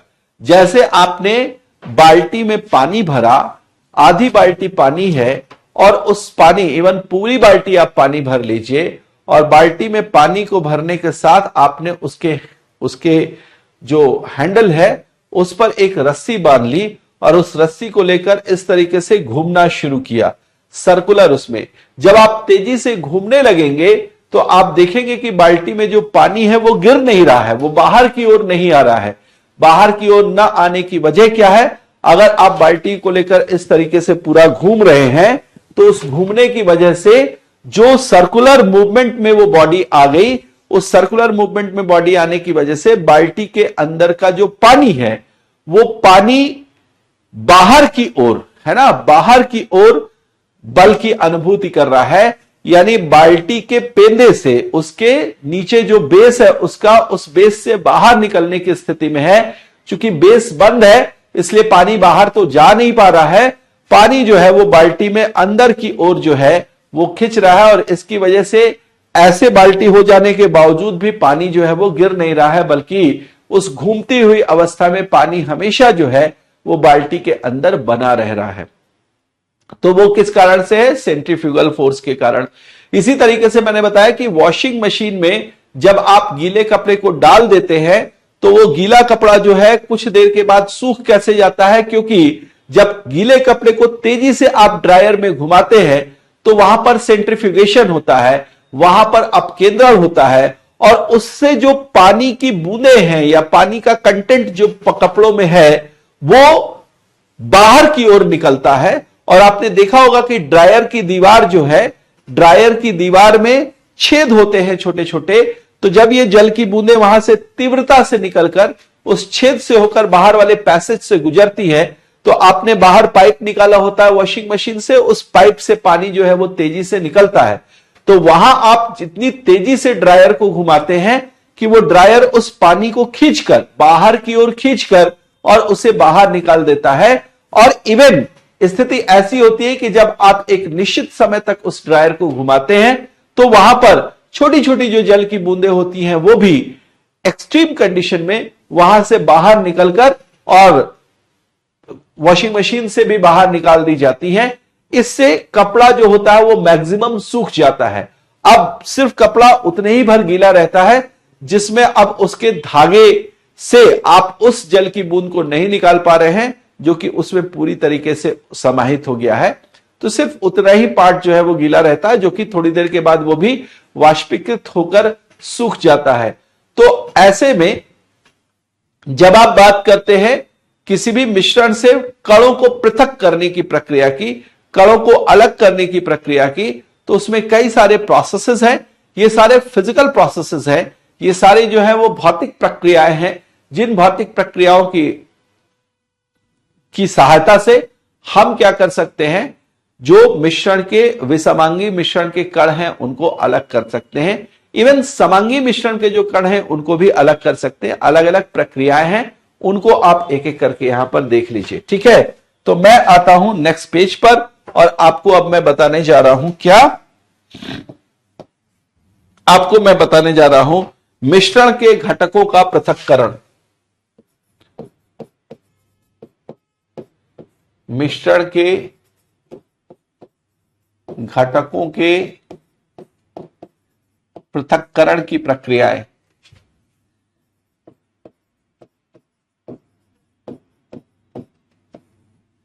पृथक्करण की प्रक्रियाएं।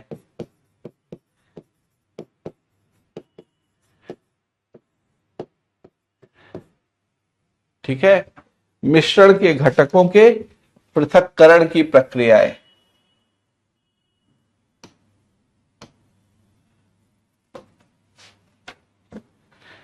एक एक करके हम नाम लिखते चलेंगे और एक एक करके प्रक्रियाओं के बारे में समझते चलेंगे। सबसे पहले जो प्रक्रिया है इसी का नाम हम अभी चर्चा कर रहे थे, इसकी आप लिख लीजिए अपकेंद्रण।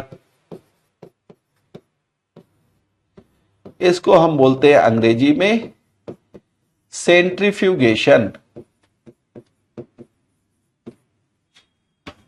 अपकेंद्रण या सेंट्रीफ्यूगेशन।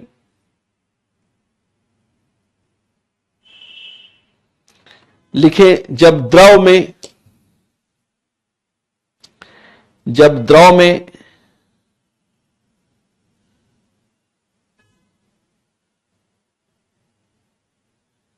मौजूद कण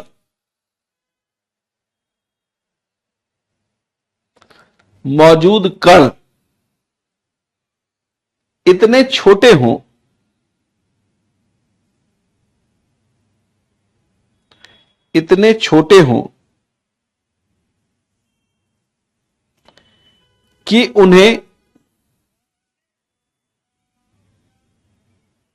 कि उन्हें छनन पत्रों के छिद्रों से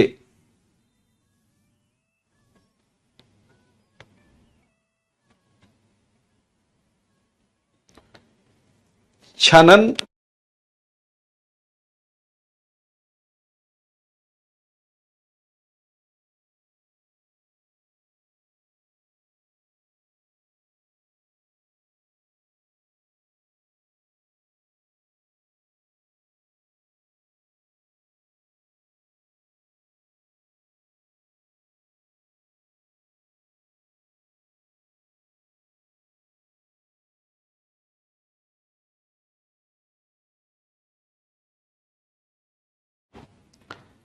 ठीक है, क्या लिखा आपने? जब द्रव में मौजूद कण इतने छोटे हों कि उन्हें छनन पत्रों के छिद्रों से पार नहीं कराया जा सकता।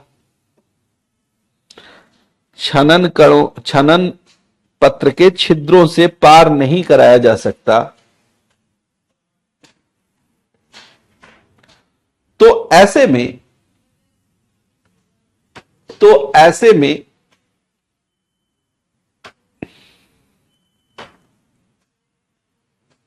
मिश्रण को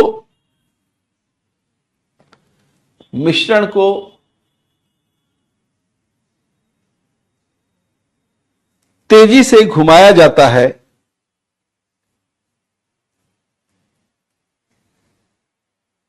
मिश्रण को तेजी से घुमाया जाता है, जिससे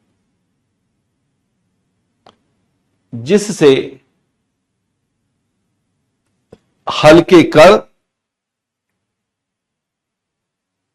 जिससे मिश्रण के हल्के कण ऊपर आकर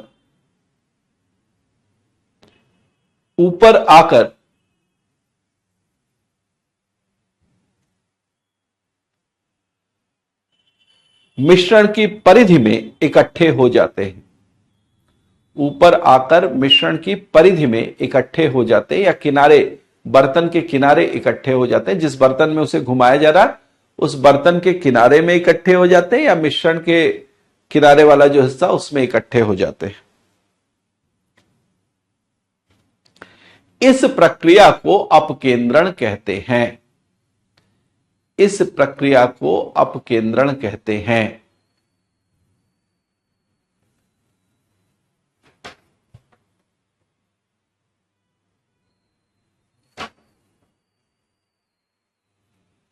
ठीक है, तो इसके हम अनुप्रयोग लिख सकते हैं। इस अपकेंद्रण का अनुप्रयोग हम कहां करते हैं? अनुप्रयोग जैसे कि प्रयोगशाला में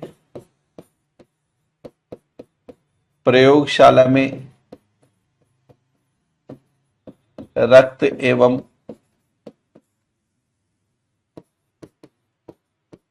मूत्र के नमूनों की जांच के लिए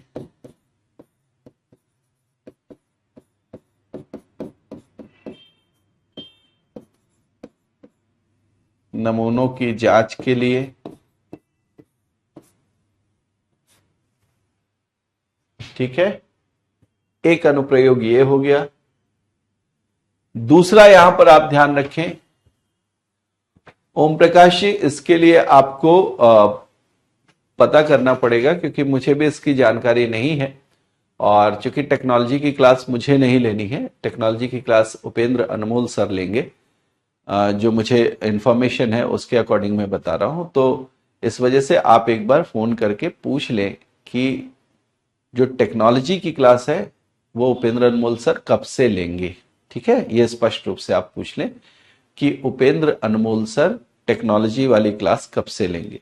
इसे आप पता कर लें क्योंकि मुझे इसकी जानकारी नहीं कि वो कब से लेंगे या कब शुरू करेंगे इन चीजों को। ओके, प्रयोगशाला में रक्त एवं मूत्र के नमूनों की जांच के लिए इसका प्रयोग किया जाता है, या फिर दूध से क्रीम निकालने के लिए, दूध से क्रीम निकालने के लिए, दूध से क्रीम निकालने के लिए, या फिर आप कह सकते हैं कि वॉशिंग मशीन, है ना, अभी हम बात कर रहे थे वॉशिंग मशीन में गीले कपड़ों को सुखाने के लिए, गीले कपड़ों को सुखाने के लिए।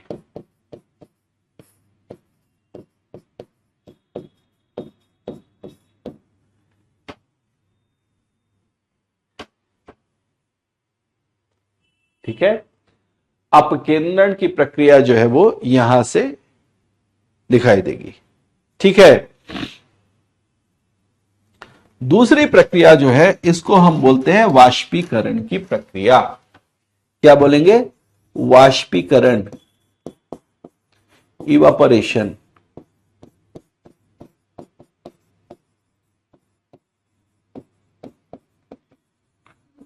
इवापोरेशन की प्रक्रिया। ठीक है, लिखे जरा। ठोस पदार्थ एवं द्रव के मिश्रण को ठोस पदार्थ एवं द्रव के मिश्रण को पृथक करने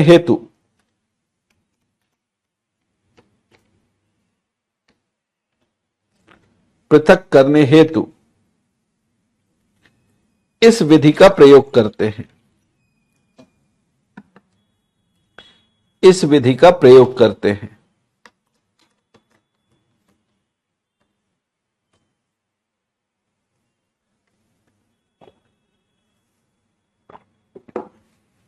ठीक है, जैसे क्या होता है, इसके अनुप्रयोग में आप लिख सकते हैं,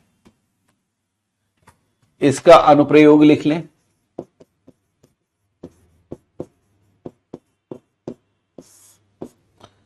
समुद्री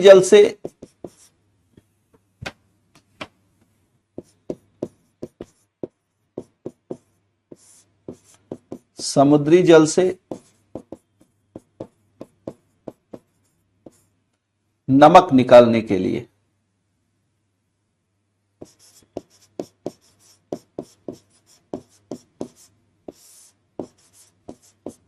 है ना। तो जो समुद्री जल होता है उसमें वाष्पीकरण कराते हैं, जल जो है वो वाष्प बनकर उड़ जाता है और नमक जो है वो नीचे प्रेसिपिटेट कर जाता है, तो नमक हम निकाल लेते हैं। इसी तरीके से चीनी की चाशनी से चीनी को अलग करने में, चीनी की चाशनी से चीनी को अलग करने में, जो बैच में हमारे गर्ल्स हैं उनको प्रॉपरली पता होगा कि चीनी की चाशनी को कैसे सुखाकर जो है उससे चीनी प्राप्त कर लेते हैं। जो लोग खाना बनाने में इंटरेस्टेड होंगे, ठीक है, जिनको इंटरेस्ट नहीं होगा तो शायद उन्हें यह चीज न पता हो, बट मैं उम्मीद करता हूं कि हमारे बैच में जितनी भी गर्ल्स हैं उनको ये चीज पता होगी, है ना। जितनी भी गर्ल्स हैं उन्हें ये चीज पता होगी, इवन बॉयज को भी ये पता होगा। भाई कुछ नहीं तो जलेबी खाने तो जरूर जाते होंगे, है ना। और वहां जो चीनी की चाशनी में जलेबी को डुबाया जाता है, उस चीनी की चाशनी को अगर आप कहें कि सुखा लें, ठीक है, तो उससे सुखाने का मतलब क्या है, जल वाष्पीकृत होकर उड़ गया और जो चीनी है वो नीचे रह जाती है, तो उससे फिर से आप चीनी प्राप्त कर सकते हैं। तो वो वाष्पीकरण की सामान्य प्रक्रिया से आप जो है वो कर सकते हैं। इसके बाद नेक्स्ट जो है वो हम कहते हैं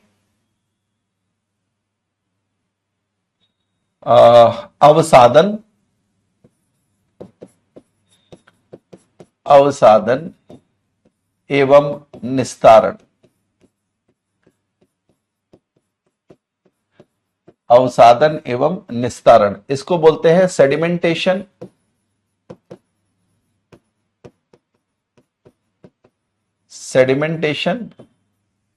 एंड निस्तारण की इंग्लिश जो है वो आप लिख सकते हैं डिकैंटेशन।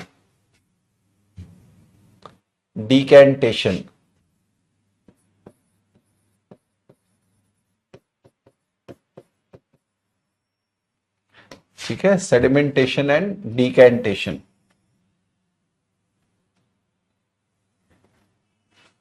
ठीक है, चलिए तो इसके विषय में लिखते हैं। अब देखिए सेडिमेंटेशन कहां करेंगे आप, सेडिमेंटेशन वहां पर करेंगे जहां पर कण स्वयं ही नीचे बैठ रहे हों। अरे वाह, बहुत लोगों को पता है कि चाशनी क्या होती है, बहुत अच्छे। ठीक है, तो मैं चाहूंगा कि कभी ऐसा मौका बने जब आप लोग कुछ जो है वो चाशनी से बनी कुछ चीज जो है वो खिलाए। ठीक है, थोड़ा मुंह मीठा कराए आप लोग, और मुंह मीठा यूं ही नहीं कराए बल्कि आप अच्छा रिजल्ट लेके आए, अच्छे से पढ़ाई करें, अच्छा रिजल्ट लेके आए और तब मेरा मुंह मीठा कराए। ठीक है, तो कोशिश आप पूरी अपनी बढ़ाकर रखिए, भरपूर कोशिश करिए, आपका जो बेस्ट एफर्ट है वो दीजिए और पूरी कोशिश के साथ आप परीक्षा पास करें। जिस लक्ष्य को प्राप्त करना चाह रहे हैं आप लोग वो लक्ष्य प्राप्त करें और उसके बाद इस मीठी सी चाशनी से मेरा मुंह मीठा करा दे। ठीक है, बस इतनी ही आप लोगों से जो है वो आशा रखता हूं, है ना। एटलीस्ट आप इतना जरूर करें। ओके, चलिए अवसादन और निस्तारण में लिखिए। लिखे किसी द्रव में अघुलनशील पदार्थ के मिश्रण को, किसी द्रव में अघुलनशील पदार्थ के मिश्रण को, किसी द्रव में अघुलनशील पदार्थ के मिश्रण को पृथक करने हेतु, पृथक करने हेतु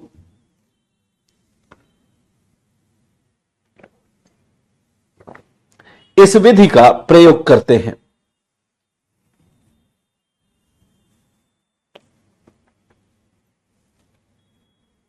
इस विधि का प्रयोग करते हैं। ऐसे मिश्रण को, ऐसे मिश्रण को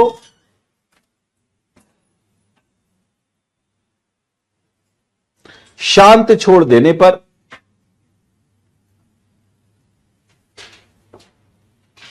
ऐसे मिश्रण को शांत छोड़ देने पर अघुलनशील पदार्थ के कण नीचे बैठ जाते हैं। ऐसे मिश्रण को शांत छोड़ देने पर अघुलनशील पदार्थ के कण नीचे बैठ जाते हैं।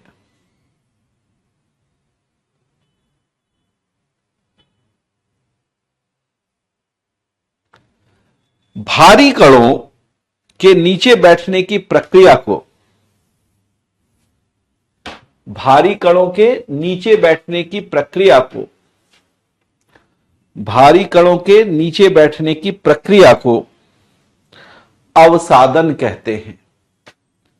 भारी कणों के नीचे बैठने की प्रक्रिया को अवसादन कहते हैं।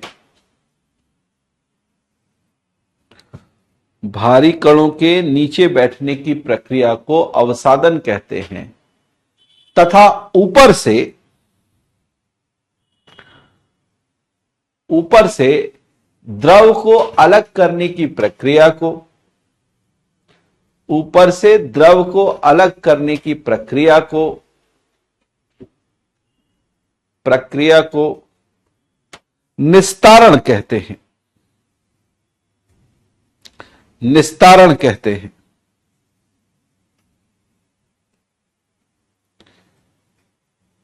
ठीक है, तो अब इसके कई सारे अनुप्रयोग हैं। मैं ऐसे सबसे पहले तो आपको यह बता दूं कि यह सामान्यतः इस प्रक्रिया को उस तरह के मिश्रण में हम इस्तेमाल करते हैं जहां पर दो चीजों को हम मिश्रित करना तो चाह रहे हैं लेकिन वो मिश्रित नहीं हो पाते हैं, वो पूरी तरीके से मिक्स नहीं हो पाते हैं।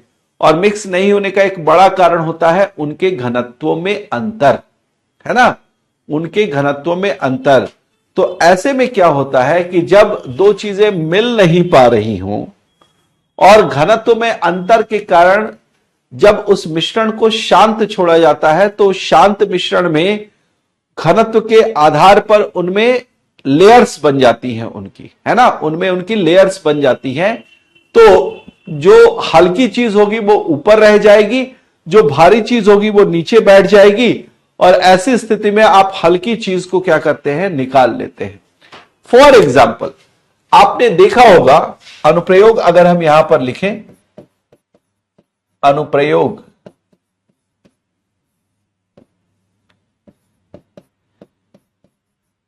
जल एवं मिट्टी के मिश्रण से, मिट्टी के मिश्रण से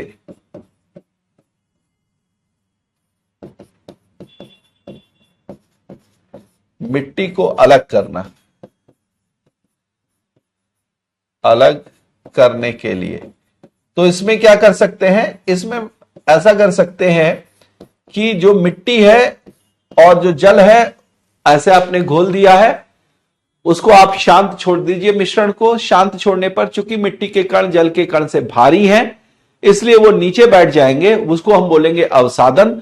और नीचे बैठी हुई मिट्टी को छोड़कर बाकी ऊपर से जल जल जल जल जो है वो सारा निकाल लेंगे, उसको बोलेंगे निस्तारण। तो इस प्रक्रिया से जल और मिट्टी जो है वो अलग हो गया। जो मिट्टी गीली रह गई उसको थोड़ी देर के लिए छोड़ देंगे तो वाष्पीकरण से जो बाकी का जल है वो भी उड़ जाएगा और सूखी मिट्टी जो है वो आपको प्राप्त हो जाएगी। तो इस तरीके से वो कर सकते हैं। आप में से बहुत सारे लोगों को पता होगा कि जब आप बाइक चलाते हैं तो कई बार ऐसी स्थिति आती है कि कुछ बाइक्स ऐसी हैं जिनके टैंक का जो ढक्कन है वो अच्छी तरीके से नहीं बना है, तो उसमें क्या होता है कि जो पानी है वो उस ढक्कन से नीचे चला जाता है और उसके कारण वो तेल में जाकर पानी जो है वो इकट्ठा हो जाता है। बाइक चालू करने में आपको काफी ज्यादा दिक्कत होती है, परेशानी होती है। ऐसी स्थिति में आप क्या करेंगे, आप पूरी टंकी से तेल निकाल लेते हैं।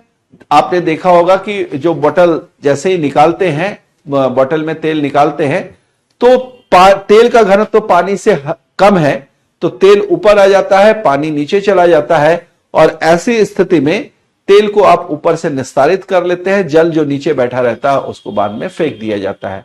तो जल एवं तेल के मिश्रण से, जल एवं तेल के मिश्रण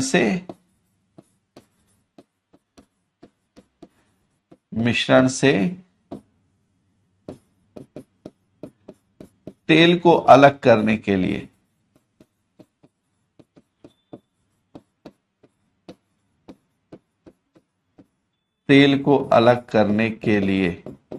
ठीक है, तो वहां भी इसका प्रयोग जो है वो किया जाता है। इसको हम बोलते हैं अवसादन या निस्तारण की प्रक्रिया।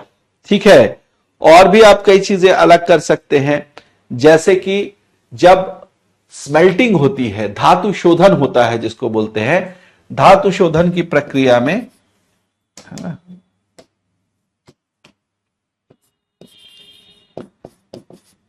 धातु शोधन या मेटल की जब स्मेल्टिंग होती है, धातु शोधन की प्रक्रिया में भट्टी से स्लैग को अलग करने के लिए,